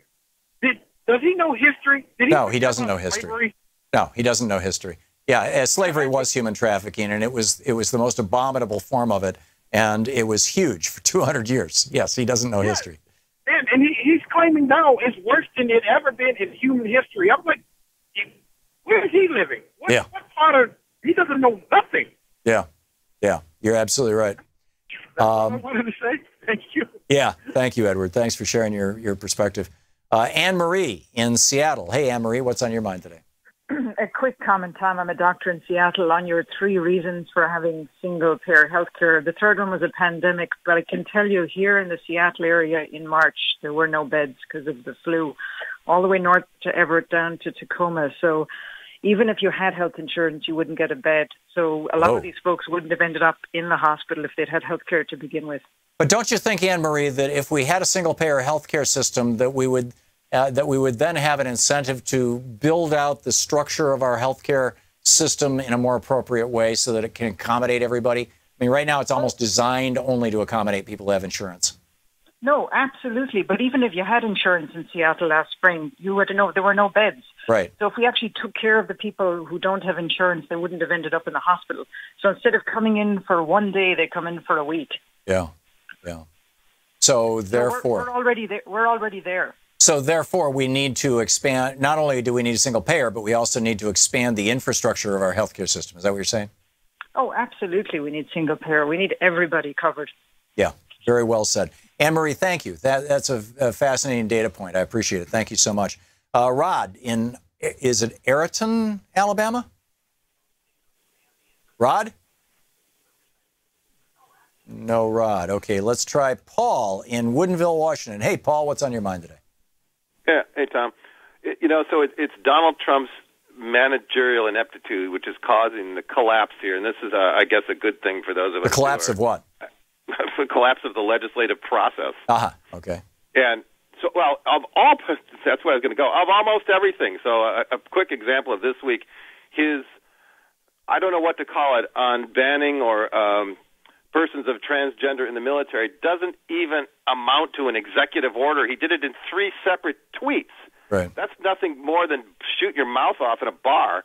It's nothing. It's not even official.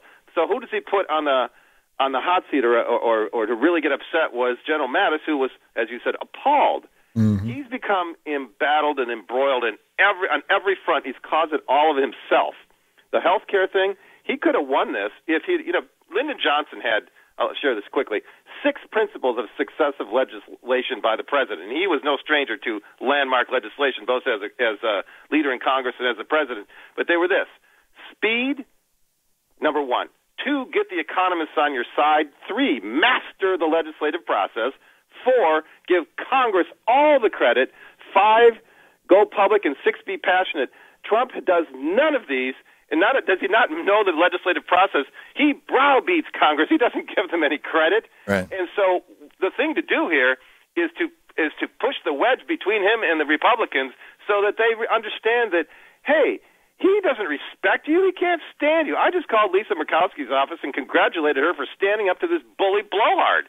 Amen. You don't need to put up with this. You don't need to put up with him. Yep. And that's the thing to do. And that's what will lead to single-payer health care not being a Democratic idea, because in all honesty, there's not a single Democrat that's ever actually come up with it.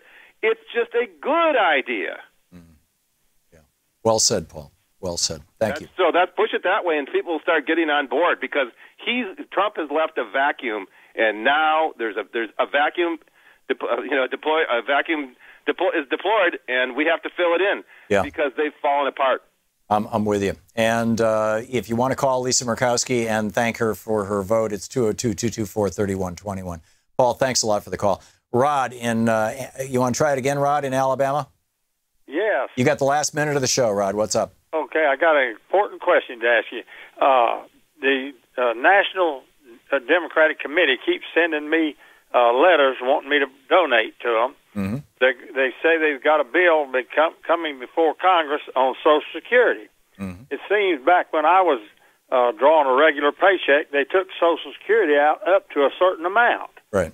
Well, these people that making these big fat paychecks, they're wanting to extend the amount they're taking out of the check on farther up the ladder, and it would make Social Security solvent through 2055 and beyond. Correct. If they just raise the cap. A lot of people making big paychecks that don't pay Social Security amount on just a certain amount. That's right. The first people only pay Social Security taxes on their first $114,000 in income. So the people at the very top of the pile, let's see here. The top 1.5% who makes more than, the top 13% can make as much as $250,000. The top 1.5%, $250,000 to $500,000. The 0.35%, $500,000 to $2 million. 0.042% up to $10 million, and 0.004% over $10 million. None of those people are paying Social Security taxes on anything other than the first $144,000. It's crazy. And yes, the Democrats are trying to fix that. Thanks for pointing it out, Rod. Thanks so much for being with us this week. And don't forget, democracy is not a spectator sport. It requires you. Tag, you're it. Get out there, get active. We'll see you on Monday. You've been listening to Thom Hartmann. For audio and video archives, visit thomhartmann.com.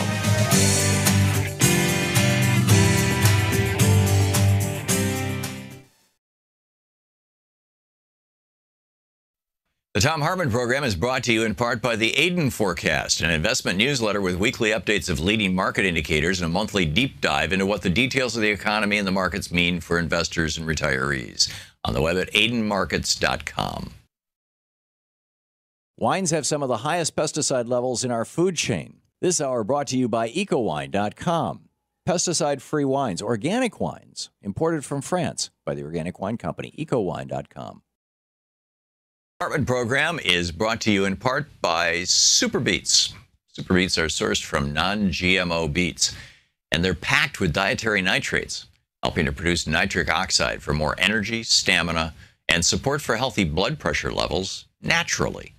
For more information, call 800-223-8242 or visit tomsbeets.com.